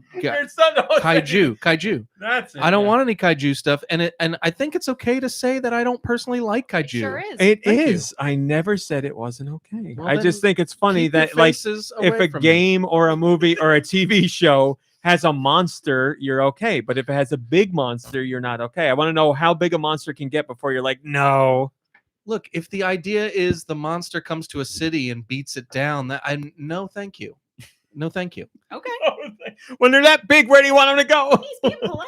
Yeah, like No. I just think it's funny. I'm not saying you're wrong for thinking it. To each maybe their someone own. thinks it's funny that you think a show that has Trust a me, new they do. big monster every single week You're is a new thing, is a whole new thing. You're taking such offense. I'm not upset. I'm not mad. I'm not trying to be mean. I don't think you're wrong. It's like you're the king of not yucking yums, and I'm here you not. are yucking the yum. You're yucking a yuck. You're yucking- yucking a yuck. I'm yucking. But that's my the yuck. thing. I'm not yucking a yuck. I was just talking about it. It's totally fine. Yeah, I'm not going to give you any crap for it. I don't need to understand it because it will never make sense to me. It's fine. Tell your face that. I think it's no, and like you're facing this way. I think the camera should be on you personally, but like audience, just know that he made a face, and it Dude, was. I think something's coming across your desk. No, my face. My face was the explanation for. It's just funny to be like, I don't like. You said I don't like anything where pieces come together to form a big thing. That's just like my face was. That's a very specific. Yeah, like Voltron and this and you don't like Transformers and Transformers. You like Transformers, you liar. Yeah, I like Transformers, but they're not kaiju, are they? I mean, they're more than meets the eye. I mean, it depends. What are we talking about? Dinobots? I'm cool with Grimlock. He's no bozo. He's king. You got anything for us, dude? Kobun, to answer your question, he says, "What about the kaiju in Final Fantasy VII?" You know, you got me there because they don't really bother me. I do avoid them there because there's some that you have to fight, and then there's some that you don't have to fight. I don't fight them unless I have to, if that means something. You see what Ice Dilbert said? That's so good. What if the monster was regular size, but all the people were just really little? Ice Dilbert, that's so good. I wouldn't like that either because it would be told from probably from the perspective of the people, and then like the That's size funny. would still be. Wouldn't the same. that be an amazing kaiju movie where you think like it's just a kaiju movie, but at the end you learn that the people are very tiny and the kaiju's a normal human size? That might be pretty good. If they could do it in a clever way. It's a great idea. But how would you make the whole movie without knowing that you'd have to? It's in another planet, or so you think. It just looks so foreign because you've never seen it so microscopic it's like a Planet before. of the Apes type Exactly, ending. exactly. Well, get your hands off me, you dirty kaiju! Nice. He can talk. Anyway, what came across? Something. You're right, Koboon. That's exactly what I was thinking. Gulliver's Travels is a kaiju movie. That's funny. good. Jack Black was a kaiju. He was in that new one nobody watched. Anyway, what came across your desk? I don't want to interrupt breaking news. It's okay. Yeah, this came across my desk, and with awards season happening, everyone's just so excited, and everyone knows how much the awards mean to everyone. So whoever the heck made that Don't Look Up movie has announced that they're doing a Don't Look Up video game, and they want it out in time for next year's Game Awards so that it can be nominated for Game of the Year, just like the movie was when it totally deserved it. It's gonna be strikingly mediocre. Yeah. Aggressively subpar. But it's going to be the popular choice for some reason, so everyone's right. going to vote for it. And listen, then as we'll long hear as we from got you next somebody year. giving a 20-minute speech for it, and then somebody talking about Bill Clinton and rabbis, then I'm all for it. So. Well, that's what we got today. I think it was a pretty fun show. Our first hour and 20 minutes was very different from usual, but I enjoyed it. We should do an award show every week. Well, we're going to do one in a couple of weeks, people. I guess I won't get fired up because I'm the one who's doing the awards, so it's not like you guys are going to have to get fired up at me. I'll get fired up at the games you pick, probably. So, Do you see? Do you see it? Do you see who's in there? What was in there? There. Am I looking at Clifford? Yeah. I saw a comment about Clifford earlier. Why? What about it? Well, is Clifford kaiju? He's got to be. And I never thought there's about a song from Clifford that we've been singing a lot lately. What's the song? I don't know. It's from Clifford, I guess. Mighty Snackies is from Clifford? Yeah. Oh, I didn't know that. Yeah. All right, everybody. Thanks for watching. There's something I want to talk about on the after show that is game related. But for regular listeners, thanks for watching. Thanks for listening. We'll see you next week. Goodbye, everybody. Goodbye. Goodbye. Mighty snackies, mighty snackies. Well, all that's in there. That was beautiful. I was gonna say when they showed that Dead Cells trailer for Castlevania. Oh yeah, we never mentioned that. I played. You've played Dead Cells. I've played a Dead little Cells. of it. So when I saw the character, I knew it was Dead Cells. But before they showed anybody Castlevania, there's a little part of a song that was a Castlevania song. There's like 4 notes, and I was like, "This is Castlevania." And then they showed Richter and Alucard, and basically what I'm trying to say is, did you know that Alucard is Dracula backward? I was so happy to see that. Like that's a perfect pairing. It makes great sense. I really But we don't know Konami anything for doing about that. it. Really? Do What we? do you mean? It's going to play like Castlevania. Now you'll probably get to be Richter or Alucard, and Dracula is going to be a new boss. That's my guess. But it's not a Castlevania game. It's a Dead Cells game, isn't it? Yeah, and Dead Cells is Castlevania, except it's not called Castlevania. It's Castlevania, but randomly generated. Like Dead Cells is Castlevania. Everybody's like, why didn't Konami do this with Castlevania? Are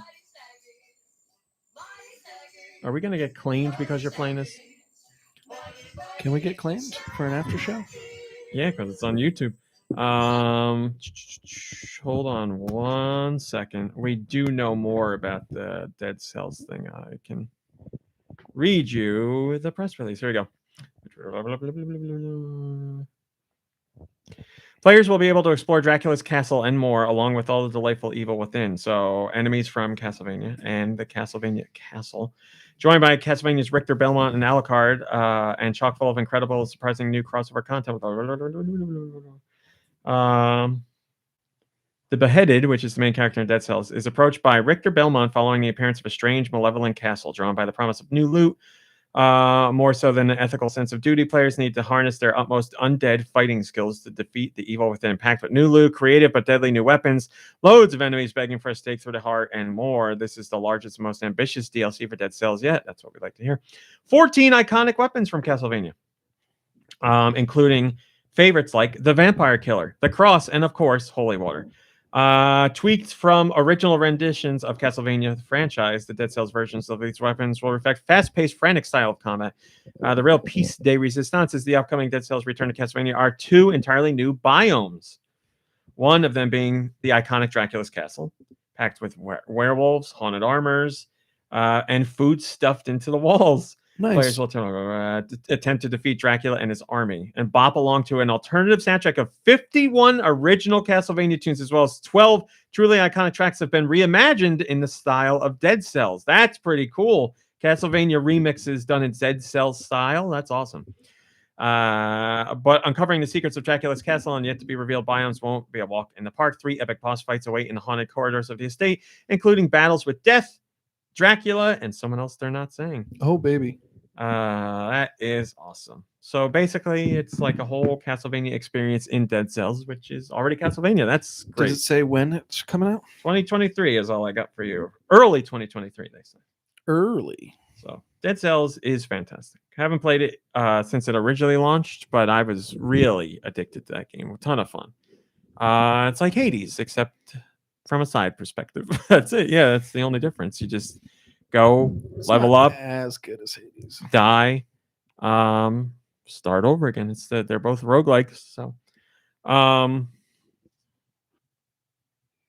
guess it all depends on what kind of gameplay you'd rather, like side scroller action platforming or Hades top down. I'd have to play Dead Cells again, but I remember there was something about it that didn't do it for me. Knowing you, I would probably guess you didn't like that you died and had to restart, because that's also something in Hades, yet you like it there. That's just my guess. Yeah. But Hades does it different. I don't know how. They just do. I don't know how either. I've played both of them and I don't know. Yeah, you're right. Hades is better. I just don't know why. I think it's because if I had to guess, you like the lore of Hades better than you do Dead Cells. Sure.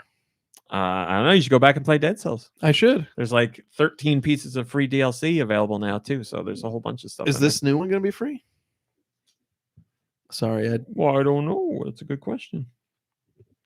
Biggest DLC. Biggest DLC. Doesn't say. Quick glance doesn't say anything. Dolk. Does this game have paid DLC? Dead Cells. Paid DLC. Category, paid DLC. List of... Yes, there are some paid... There's only 3 pieces of paid DLC. If I had... Come on. If I had to guess, Castlevania is going to be one of them, but I'll pay for that. I'd buy that for $1. All right. We had a great show. I don't know. Did we have a great show? I had a fun show today. Yeah. How about that? I had a fun show. Always have fun. Highlight was the Frosty. Thanks for watching. Thanks for listening. Have a great weekend. Relax, rest, play some games, hang out with friends and family. Have some mighty snackies. And we'll see you next week. Every week. It's like a surprise to me that I'm the one that has to end the show. Thanks for watching. Thanks for listening. We'll see you next week. Goodbye, everybody. Goodbye. And we're done.